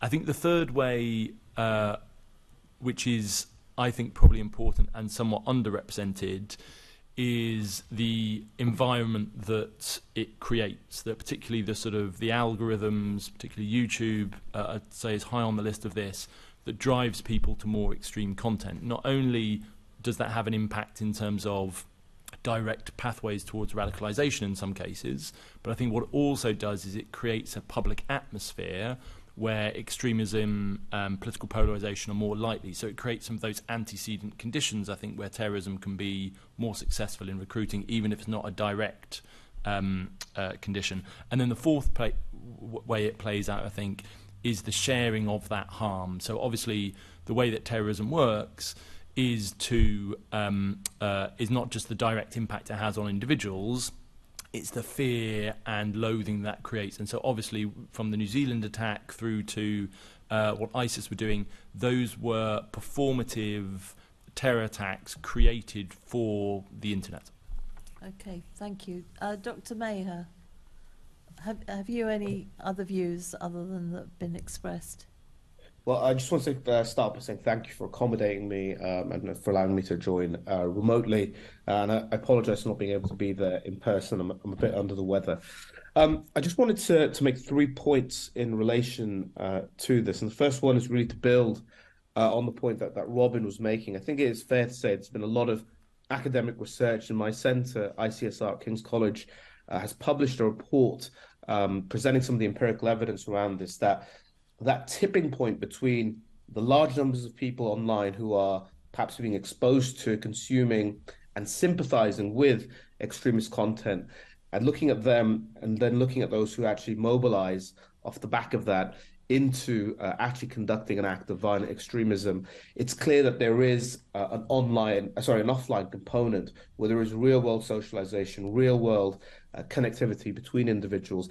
And that seems to be one of the most decisive factors distinguishing between those who are, as I say, either mere recipients or consumers of extremist content online versus those who mobilize into conducting an attack in that way. So I think that is an important element and dynamic in that online-offline aspect that we do need to consider. And I just wanted to reinforce that in terms of what Robin was saying.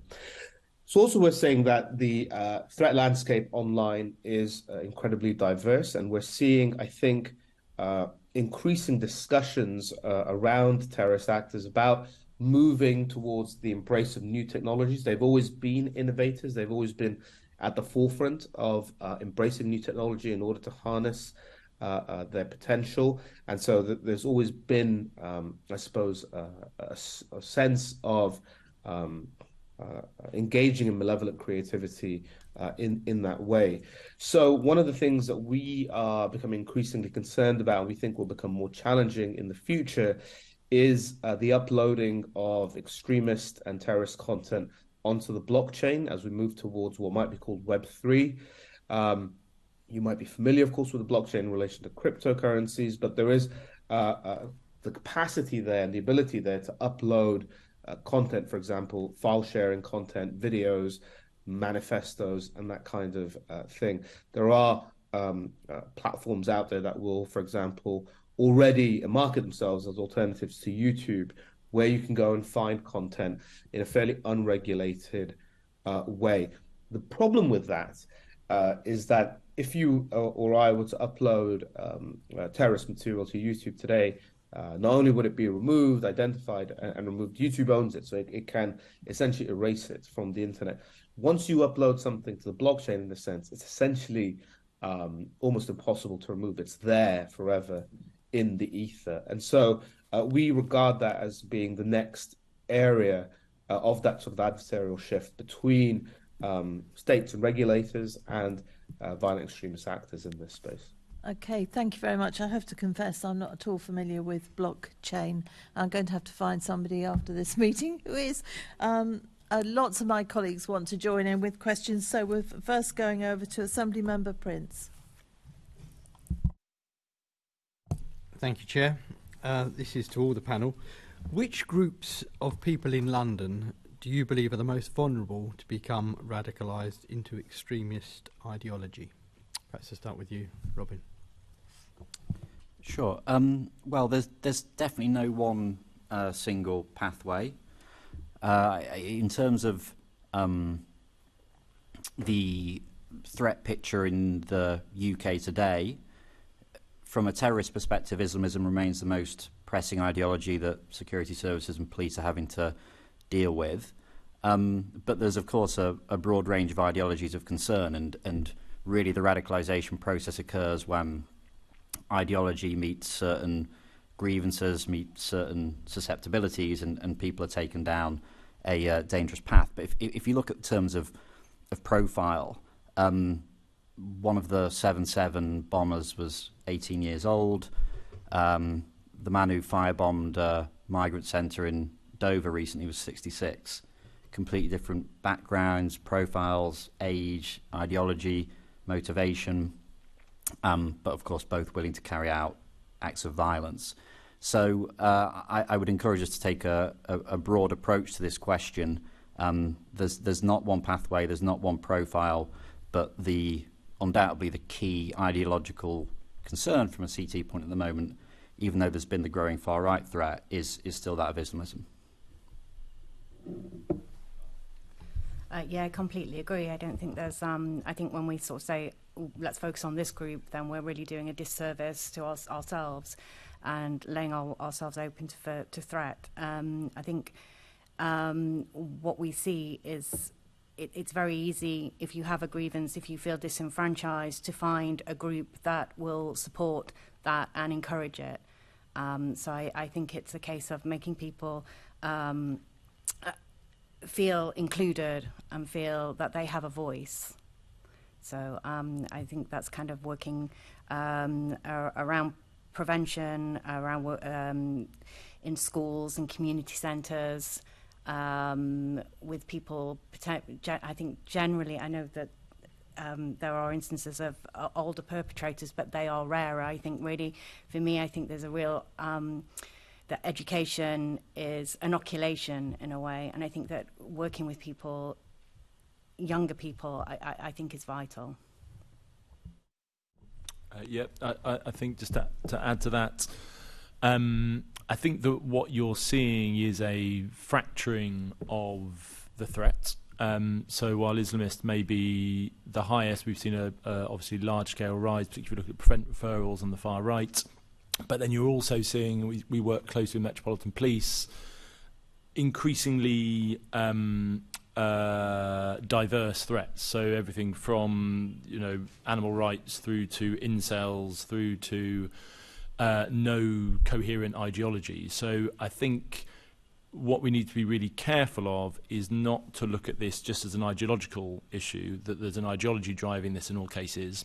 I think, as Charlotte was saying, there is a degree of susceptibilities which aren't necessarily ideologically driven. And we've seen in some cases recently where terror attacks have happened, where over the period of their radicalisation, they've experimented with different radicalisations. So they might have been far right, they might have then dipped into Islamism, and they might have dipped into incel culture. So there's I think that what we have to do is, as well as obviously keeping an eye on those ideologies that's driving it, is also really think about those susceptibilities. I think part of that is having better evidence. I do think our evidence around this is weak. We often talk about, as Robin was saying, there being no one pathway, but I think our evidence about what those underlying conditions that make people more susceptible, I think we can sharpen our evidence on that. We do know, for example, that there are things like social disconnection, and particularly lack of bridging connections into other communities tends to be something that you see overrepresented amongst people that go on to be terrorists. So I would say, as well as thinking about the ideology, we need to think more about those susceptibilities. Thank you. Would you like to add to that, Shiraz? I just reiterate what my colleagues have said, that, of course, there is no single pathway, there's no single profile of an individual who becomes radicalized into violent extremist movements. The threat landscape, of course, in this regard is quite diverse, but I would echo what Robin was saying in his remarks, in that sense that certainly whilst you've seen a rise and an uptick in referrals being made under what might be called far-right violent extremism or unclear or mixed ideological affiliations, Islamism certainly remains, I think, in its desire and ability to conduct mass sort of casualty attacks, the urgent threat versus the important threat. And I suppose it's that calibration and balancing of priorities, urgent versus important, that we should be considering in this context. Lovely. Well, thank you very much. The short answer to that is no, really, isn't it? There is no particular group. This one is just for you, Robin, if I may. In your opinion, in which ways has COVID heightened the risk of more people being radicalised online, and what do you think the impact of that is? I think I'm going to slightly dissent from where most of my field generally is on this subject, because I think the idea that COVID-19 fundamentally changed the landscape is unproven at best, overstated perhaps, because I think it's built on a series of assumptions that I just think are either questionable or need further testing. So, number one, that lockdowns made society more receptive to extremist and terrorist ideology. Number two, that the uptick in people engaging with extremist and terrorist content online during lockdowns was so sharp that it fundamentally changed the threat landscape that we face. Number three, getting back to really my points about online earlier, the idea that people are not able to spend significant amounts of time online when they're out and about, as opposed to being stuck at home. I mean, it's not like the days of sitting behind a desk and dialing up a modem anymore, right? Like, you don't need to be at home to be online. And also, getting to the comments that Dr. Shiraz Maher made earlier about this, what the link is between watching extremist content online and then A, believing it, B, acting upon it.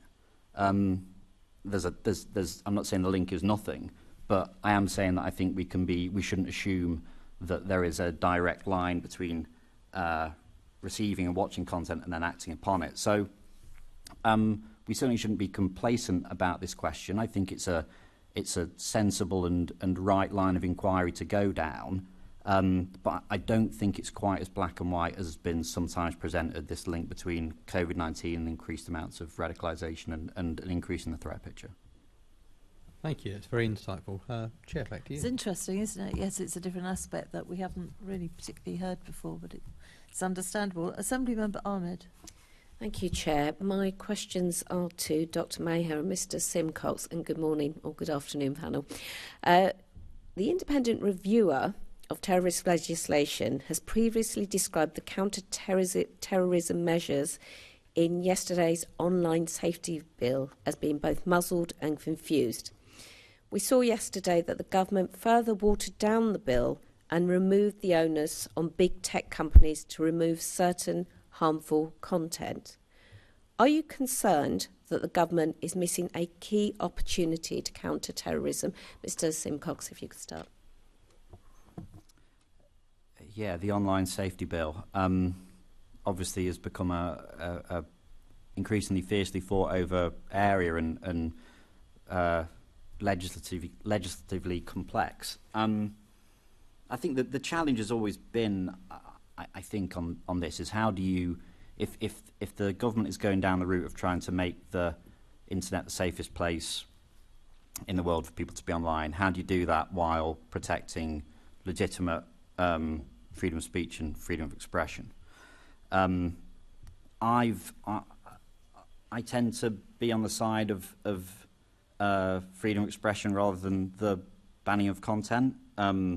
Certainly, content that falls within perfectly acceptable realms of free speech. I've got no desire to see being censored, and I've been of the view that contrarian, unconventional, or challenging unpopular opinions being more tightly constrained isn't necessarily a good thing, and the proposals where the tech companies would essentially be regulating themselves could, not through any explicit intent, could end up essentially privileging the view of the social media companies about what is legitimate and what is acceptable free speech. So I need to study more closely the proposals as came out yesterday, but the government seemed to be going where I think I would broadly support, which is that there has to be a differentiation, and it may be, and the logistics of how this is done, I think, are not straightforward, but there has to be a difference between children accessing certain content and adults who have free will to essentially access whatever they like, providing it's in the means within the law, and they're not breaking the law. So it's that seems to be where the government are going. I think the independent reviewer of terrorism legislation, Jonathan Hall, was also encouraging this from a terrorist content point of view, that there had to be a difference between children and adults.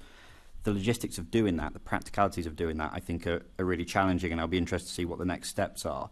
But that approach I would broadly support. Thank you. Dr. Maher.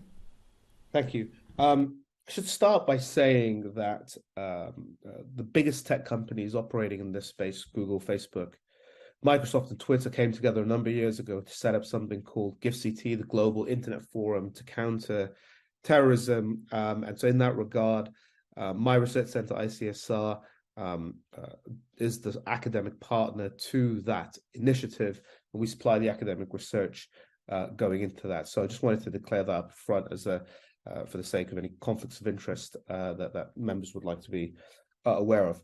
I think in that context, it's safe to say even the creation of something like GIFCT, which is now an independent body, is representative of the fact that the tech sector has been taking this issue fairly seriously and has begun to move the dial, at least in terms of the big established players who are there, in terms of trying to get ahead of the curve in addressing and tackling violent extremist content.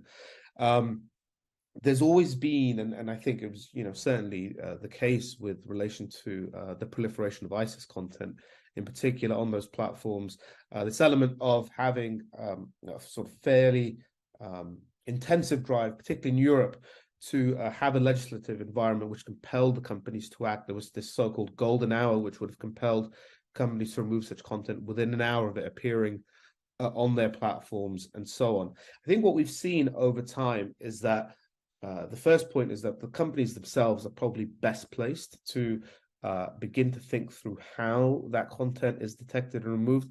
Most of that content, and we're talking somewhere in excess of about 95 to 98%, depending which platform you're looking at, is detected and removed through automated processes. So it's not coming through human referrals. And again, that's just to give a marker and an indication of how that environment has changed and how that online landscape has changed. So I think we're in a space already where in essence, you don't need quite such a restrictive legislative environment. It's already moving in that space. And as Robin says, there is this constant, I suppose, battle and titration between free speech and, albeit individuals espousing distasteful opinions that we may not like, but which nonetheless remain legitimate, and for them, to feel free to express. And then beyond that, of course, looking at very specifically violent extremist content and how that is addressed, tackled, and removed from the internet quickly, at speed, and at scale, of course, as well. As we're saying, this obviously appears in multiple ways on different platforms, and it's designed to be amplified, often, again, through coordinated, inauthentic activity. Thank you. Thank you, Chair. Thank you. Assemblymember Pigeon. Yes, I'd like to ask Brendan and Charlotte, in your opinion, is the Met well equipped to protect against people becoming radicalised, whether it's either sort of extreme right-wing or other ideology? I guess that we obviously think about the Met, but you may have a broader thinking about policing in general. Yeah, thank you. So we work very closely with the Met, and I think what we would say is we've generally had a very sort of open and constructive relationship with them. We've worked with them closely on a set of different priorities. Having said that, I think that leaving counter-radicalisation to the police is a huge mistake because, and in fact, I think that one of the problems with Prevent and how it's realised on the ground is that too often it's left to the police to lead that activity, and what that means is that the set of perceptions which are there amongst different communities and different people and different demographics is overlaid on the police rather than just being able to look at that programme. So therefore, I think that both the Met and Policing UK more broadly should play an important role in this. But I think their centrality in the policy response at the moment is detrimental. And what's happening as a result of that is that the police are ending up doing functions that you might expect sort of social services or perhaps education or others to take on. That's partly because of funding as well. So police, particularly CT policing, has tended to have more protected budgets than other areas of our social services, which again means that more and more falls onto them, and I think they're not the best body to lead on counter-radicalisation, even though they can play an important part in it. So local authorities, almost, you feel, is where it would better sit, obviously with protected funding. I think the police have a really important role to play in it, but I don't think they should be the lead agency on it. And yes, local authorities and that ability to play, local and national authorities, with the ability to play in different actors. And of course, you know, there are lots of actors involved in counter-radicalisation, but because of the funding in particular, I think the police have been left holding the baby, and I don't think that's a constructive way of proceeding. That's helpful. Charlotte, have you got something to add on that, please? Yeah, I was going to agree and say that, you know, what we see is this kind of stigmatisation of Prevent because it's associated with police and where people are perhaps suspicious of that and that sort of state intervention. I think it ends up leading to greater suspicion and people and just being able to undermine something that really should be of benefit to individuals, that should be incredibly helpful in working with people who are vulnerable, because ultimately it's about safeguarding. But when the police are stepping in, then it's becoming maybe more associated with criminality. And I think at its heart, in those early stages, it's about vulnerability and about safeguarding. Yes, absolutely. Thank you for that. The other question I'd like to ask is to Dr. Maher. You've talked about blockchain, which I think I need to understand what that is. This new threat. You've talked about the online landscape changing. Are the tactics used by extremist groups of any sort of ideology to radicalise people changing, and how are they changing? Are there other areas that we should be aware of? Thank you. I should say I don't really understand blockchain fully myself. I just know it's not just me sitting here feeling technologically challenged this morning. One of those things I feel like everyone talks about. There's only a handful of people who truly understand how the tech works. But I certainly recognise it as a new adversarial frontier. In terms of what happens next, I think it's slightly more complex. It's worth saying that at least with the jihadist movement, but I think you can see, and there is research to show that the far right actors have been looking at jihadists and sort of looking to innovate based on best practices, as it were, that they've already established. And these guys have always been fairly permissive in terms of embracing new technologies and embracing them in disruptive ways. So even if you just look at the sort of evolution of terrorist or the internet, as I should say more generally, Al-Qaeda had a website. in the late 90s, all the way through until 9/11. You could just go and log on to a static website in the way that, you know, we might visit a website today. It then moved to online password-restricted chat forums. That then moved on to the mainstream social media platforms. And now we're into this sort of what I would call slightly smaller third-tier, peer-to-peer kind of social networks, which are slightly more clunky.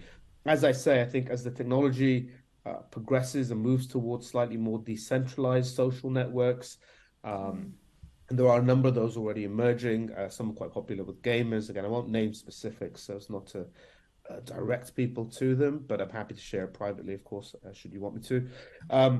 These things are already established. It's already here in terms of decentralization. And of course, that's going to present the next a very significant challenge. Once that happens, they will then obviously seek to utilize and harness those in sort of particularly malignant ways. Lovely. Thank you very much. Thank you, Chair. Thank you. Assembly Member Garrett. Thank you. Actually, sticking with this question about safeguarding and so on, I'd like to pick up an issue that was raised by Lord Harris in his report about child safeguarding, and in particular he flagged up the definition of significant harm in terms of risk of radicalisation. So if you have an adult in the home who's become radicalised, or perhaps who's returned from terrorist activities overseas, returned to the household and there are children. His recommendation was that the Department for Education should review the definition of significant harm to make sure that that's included. I don't know whether that's something that you've looked at or have been pushing for. I don't know whether Charlotte or Brendan, whether that's sort of come up in the work that you're doing. It's not something we've worked on. Okay. Anyone else? Anyone looking? Robin? Not a lot of blank faces. Yeah, sorry. Fair enough. Okay. Thank you, Chair. I think that's something we should pick up then elsewhere. Thank you very much. We're now moving on to preventing radicalisation and starting with Assembly Member Devonish. Good afternoon, Robin. My question is to you. What recommendations would you like to see in the government's review of Prevent, please? Well, there's obviously been a long-running and eagerly awaited independent review that's taken place by William Shawcross. Obviously looking forward to the publication of that review. I think that with Prevent, I mean, I'm a supporter of Prevent. I think it's a integral part of our efforts as a broader counter-terrorism apparatus. It's been long looked at from partners overseas as being a worthy template to replicate. And I think that some of the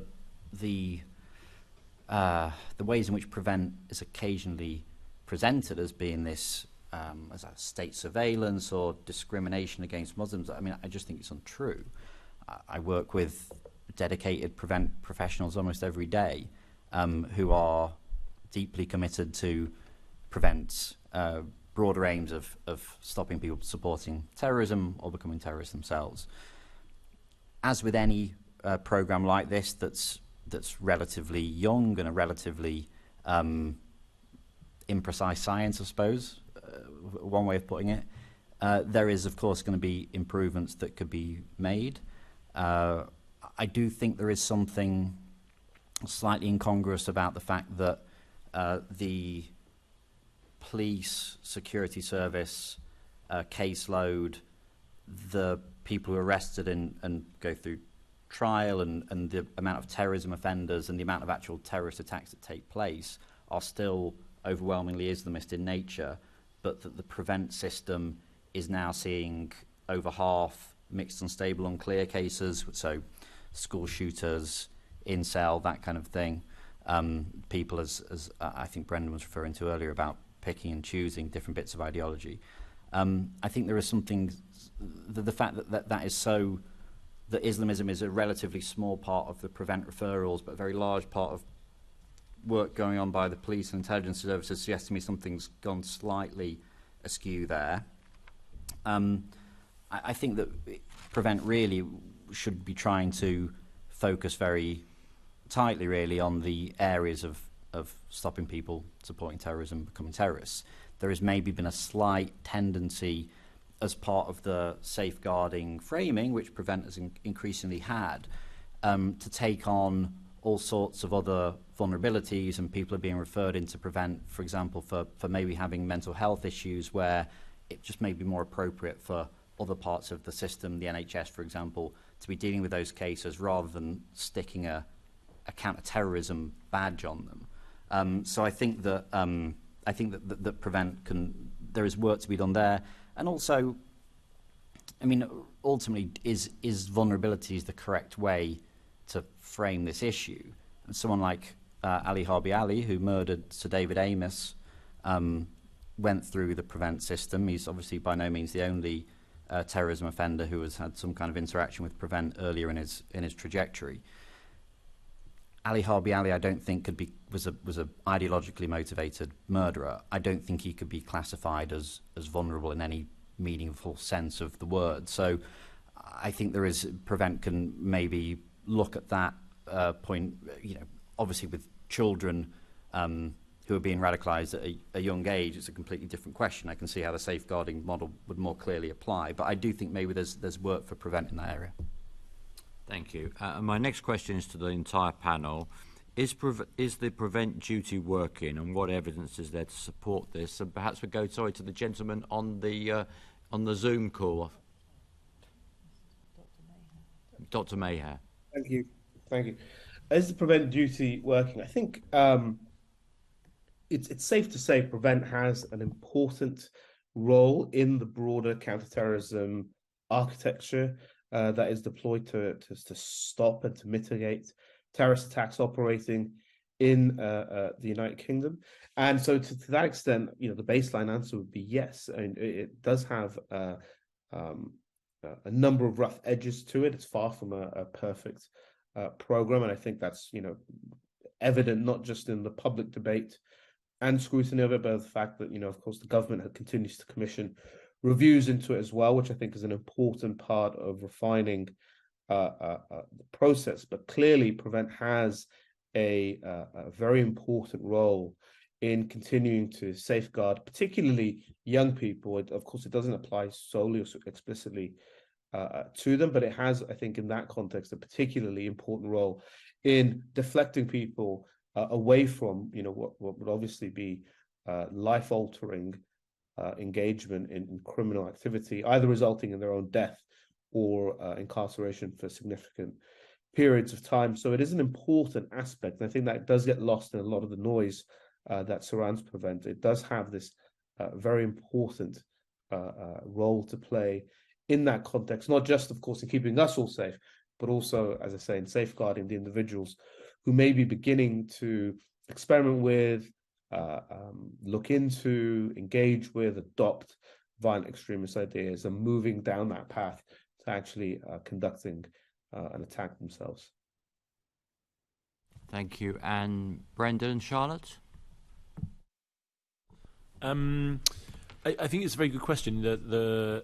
Is it preventing, and how do you measure that? Because the counterfactual is very hard to assess. So what you're trying to work out is how many of these people would have gone on to carry out an attack and were diverted from it. And so there's certainly, in talking to people involved in the programme, they have confidence that there are lots of cases they could point to that demonstrate that, but that is probably next to impossible to actually establish as a fact. I do think that's one of the reasons why having independent oversight and having some independent review of it is important. I slightly worry with the current review whether that will be seen as independent, and I think it's important that when that does report back, that it's really seen to follow the evidence and not to follow an ideology or a viewpoint that went into the process in the beginning. Because, as Charlotte was saying, if Prevent didn't exist, you'd invent it. It's absolutely something that should be a helpful intervention. It's something that, as a parent, you would want. If your kid started looking at material that they shouldn't be looking at and getting on a pathway towards radicalisation, you would absolutely invent it.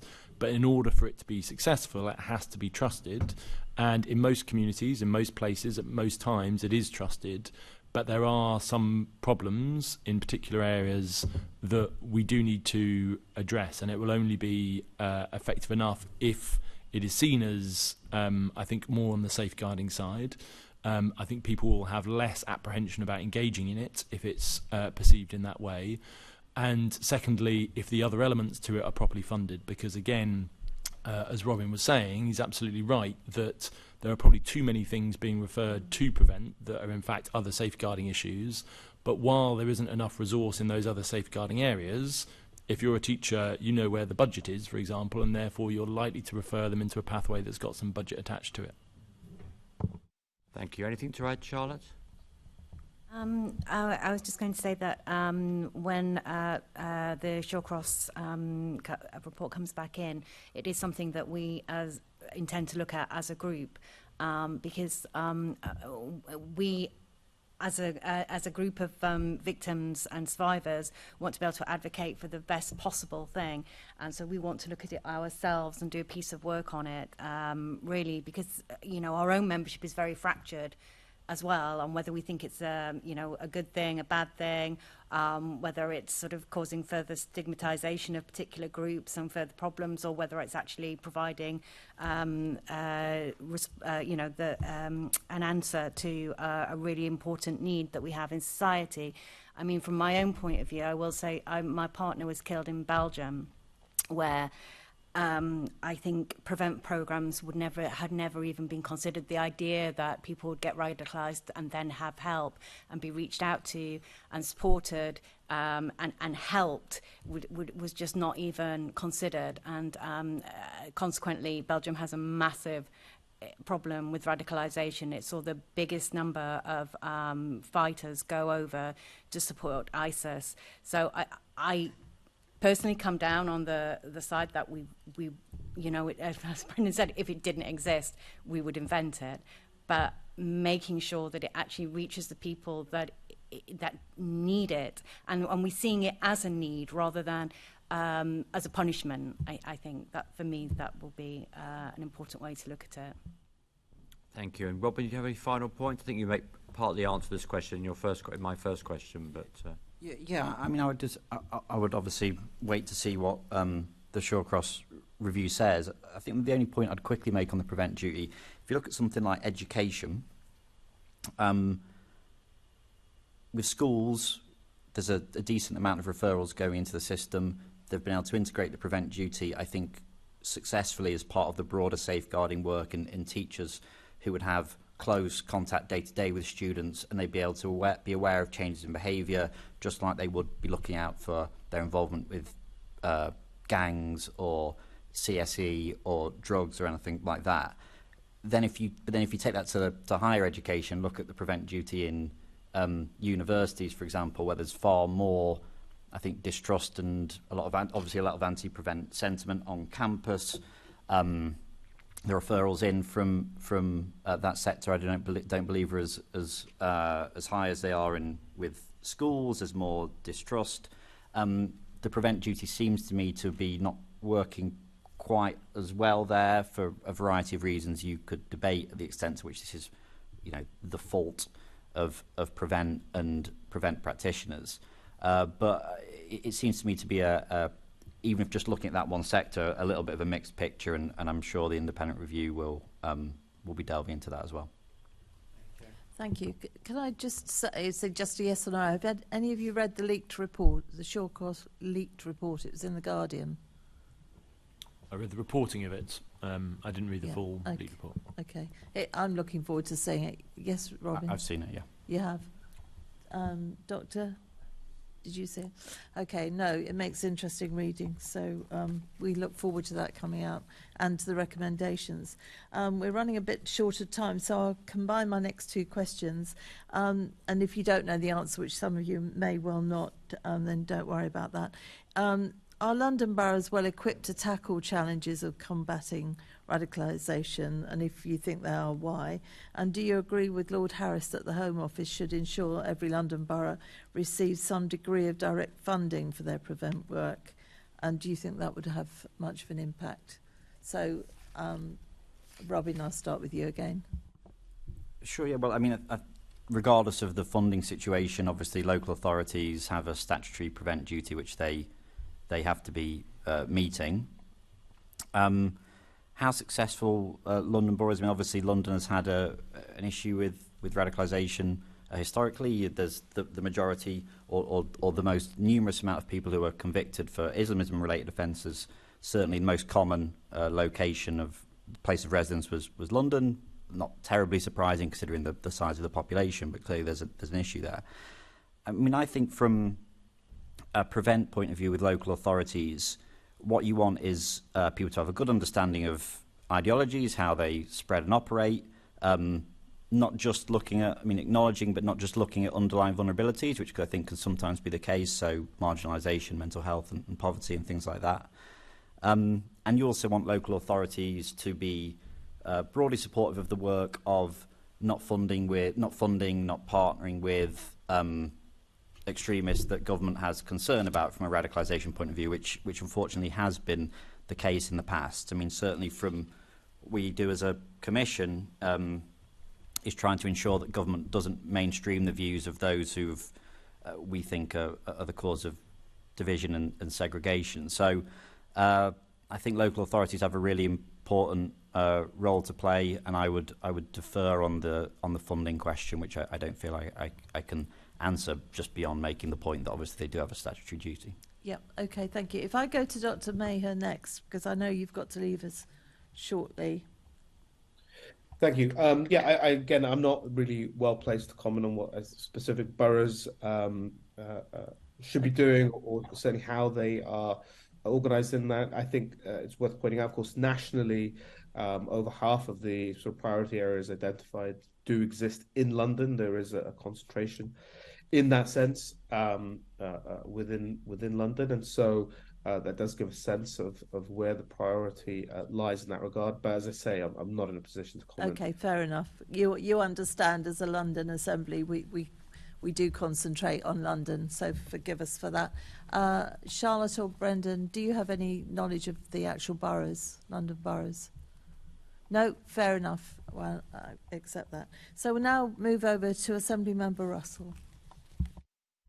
Thank you, Chair. And I just want to continue on the discussion about prevent, but looking at its use in particular sectors. And I wanted to pick up on what Brendan said about prevent. It must be trusted, and it's only effective if it has a safeguarding purpose, and also if it's adequately funded.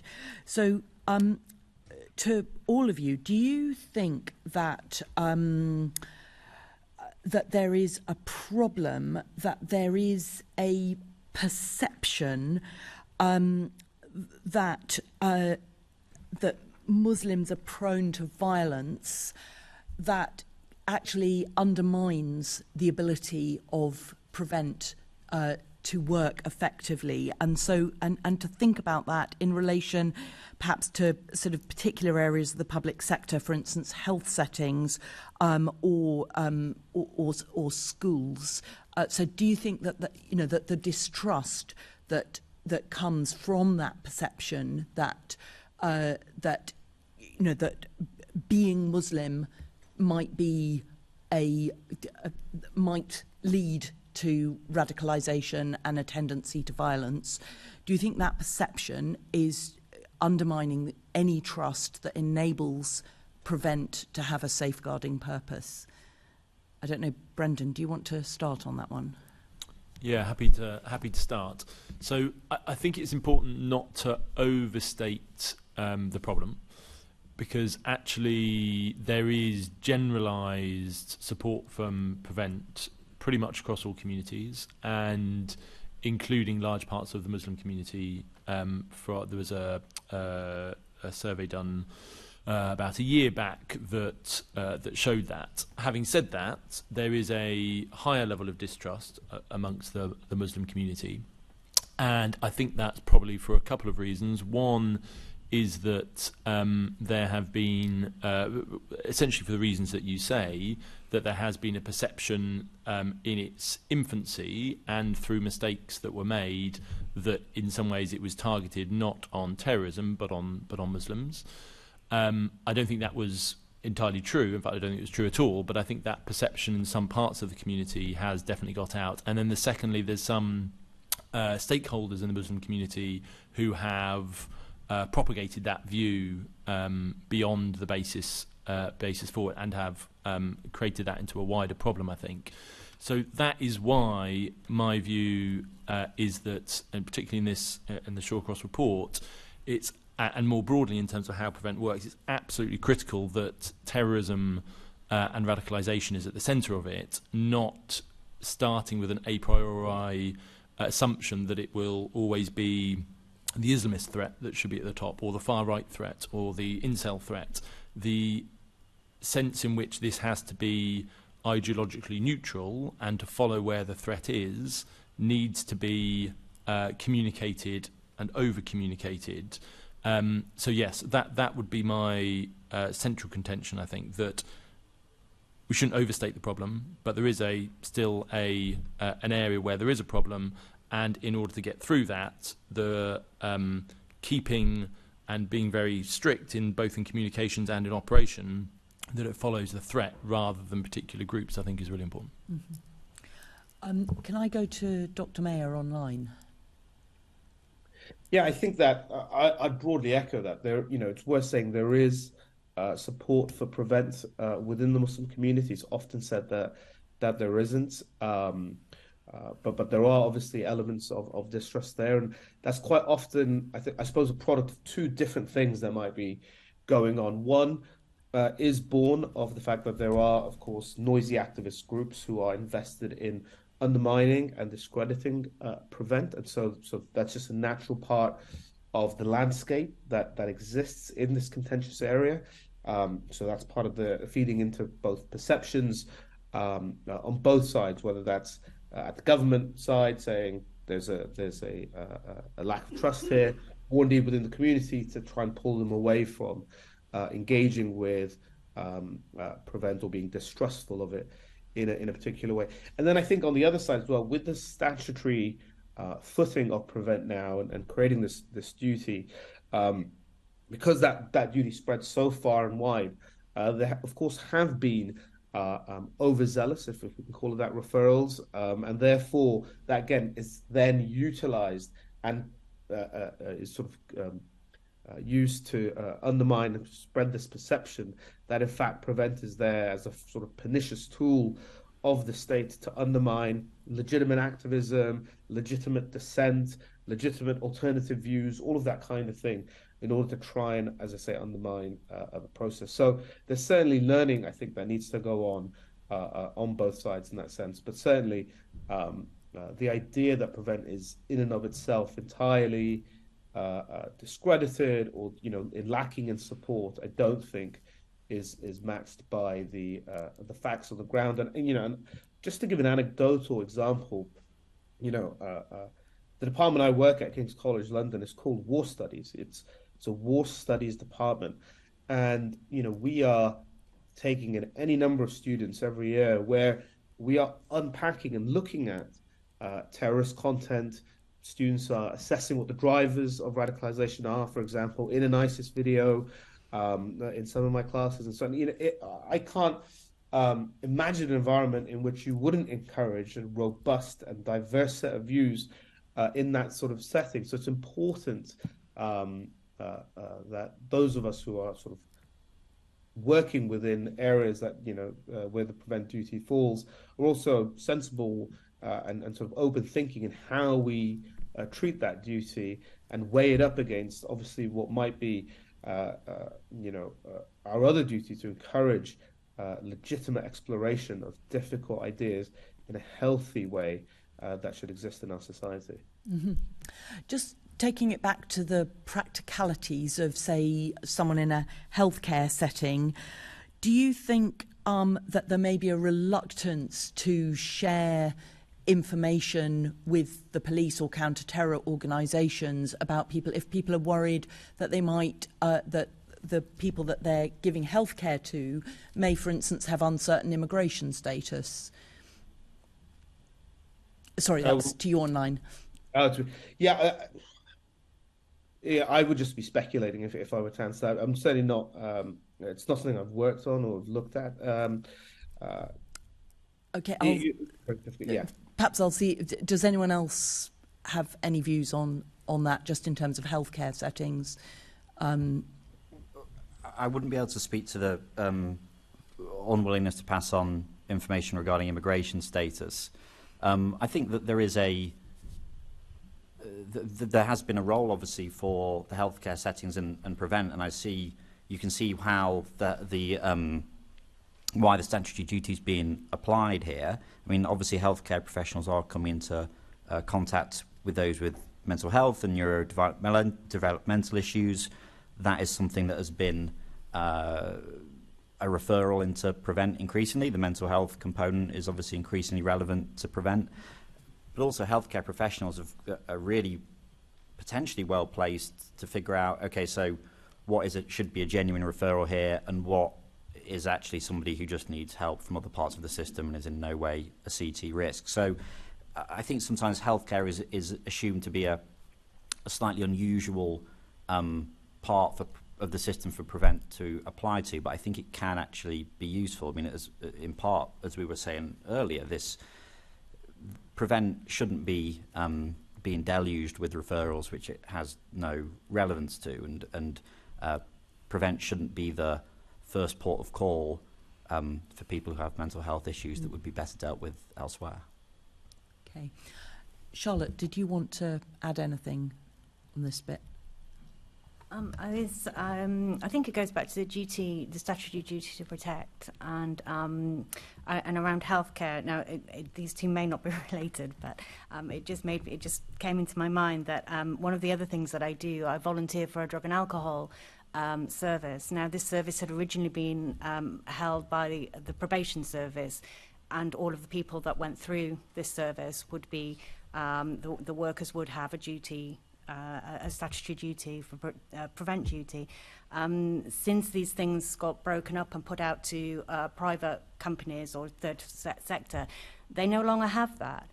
And I remember speaking to one of my colleagues who said, that if, he had worked in probation and then he was working in this third sector, he was fairly confident that none of his staff would have any idea what to do if they felt like there were some red flags. They would have no idea about channel, about what sort of what processes to follow, who to flag it up to. So this would be essentially left. And I think, if we talk about prevent being an answer to all or being available to all and people being aware of it, actually there are huge swathes of the community, huge swathes of healthcare workers working with people on a daily basis, vulnerable people who are sort of, I'm from Nottingham, and I think really we're looking more at a sort of far right risk when we talk about this.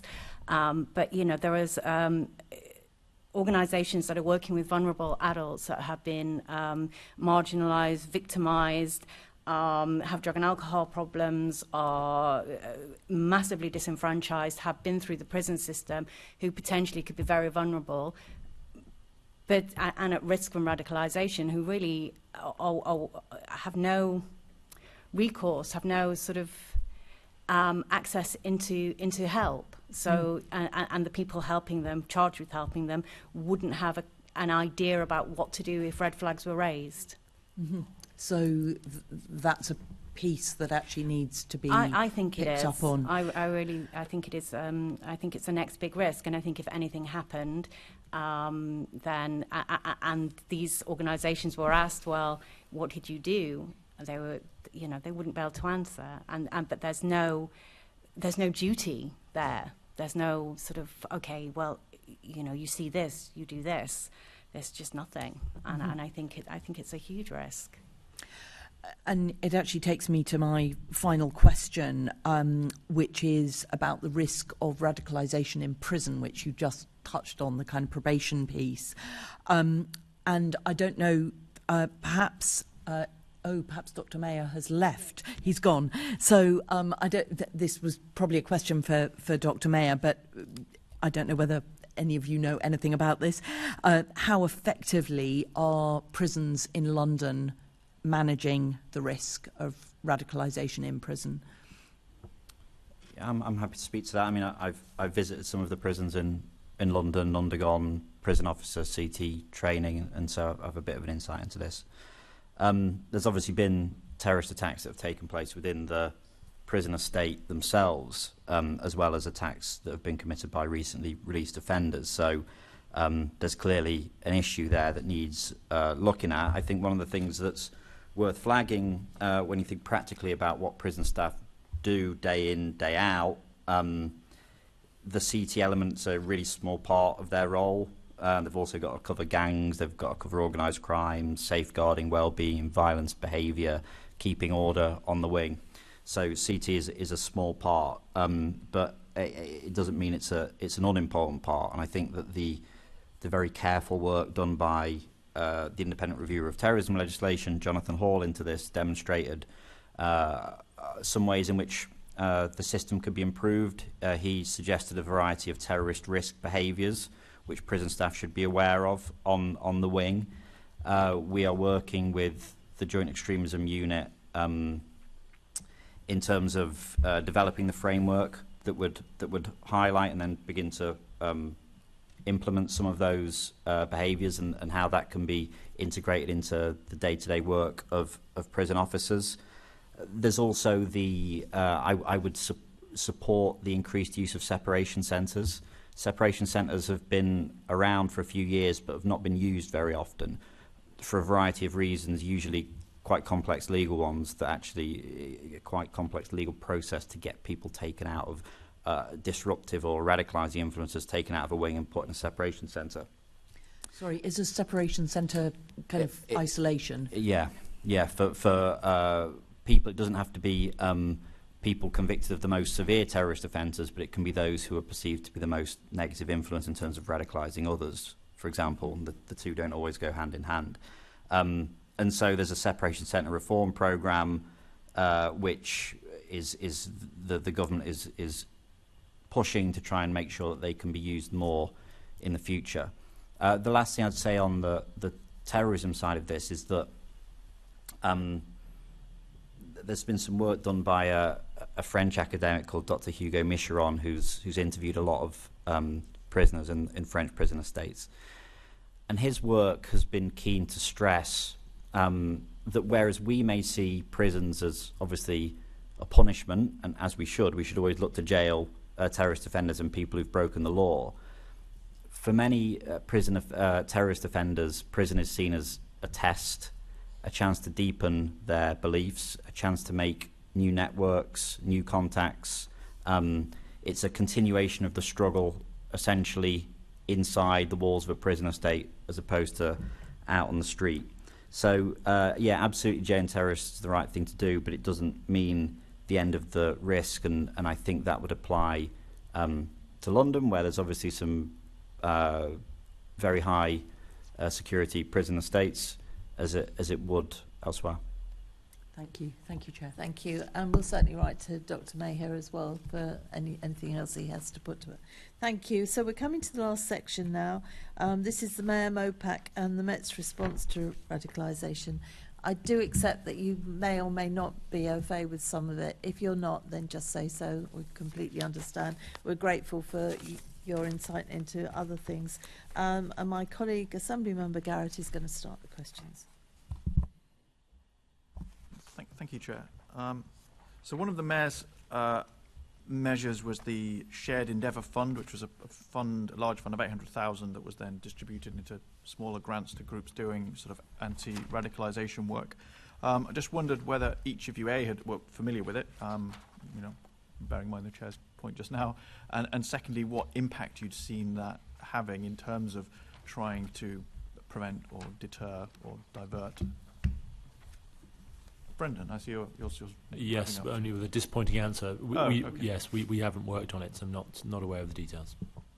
Okay. Robin, is it a similar answer? Yeah, I'm afraid so.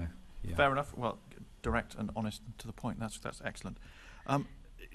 It may be a similar answer. So, Robin, I don't know whether thinking about the sort of MOPAC's work in coordinating anti-radicalisation programmes or behaviour in London, is that something you've come across, or you have a view on how that's working? I'm afraid not. It's not something that's been in scope for my office so far. I mean, if there's, I'm more than happy to consider specific issues and get back to you in sometime in the future. But I'm afraid that's not something I'll be comfortable telling you much about today. No, that's fair enough. I think that's all I had, Chair.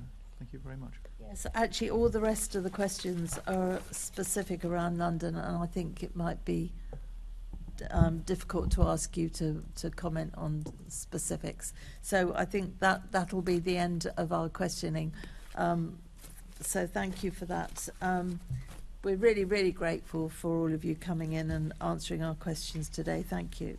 Can I ask the committee to note the report and the discussion? Noted. Thank you. Can we also delegate authority to me as chairman in consultation with party group lead members to agree any output arising from the meeting? Agreed. Thank you. Can I ask the committee to note the work programme for 22-23 Assembly Year? Noted. Thank you. The next meeting of the committee is scheduled for Tuesday, 13th of December 2022 at 10 a.m. in the Chamber, City Hall. I have no urgent business, so that concludes today's meeting.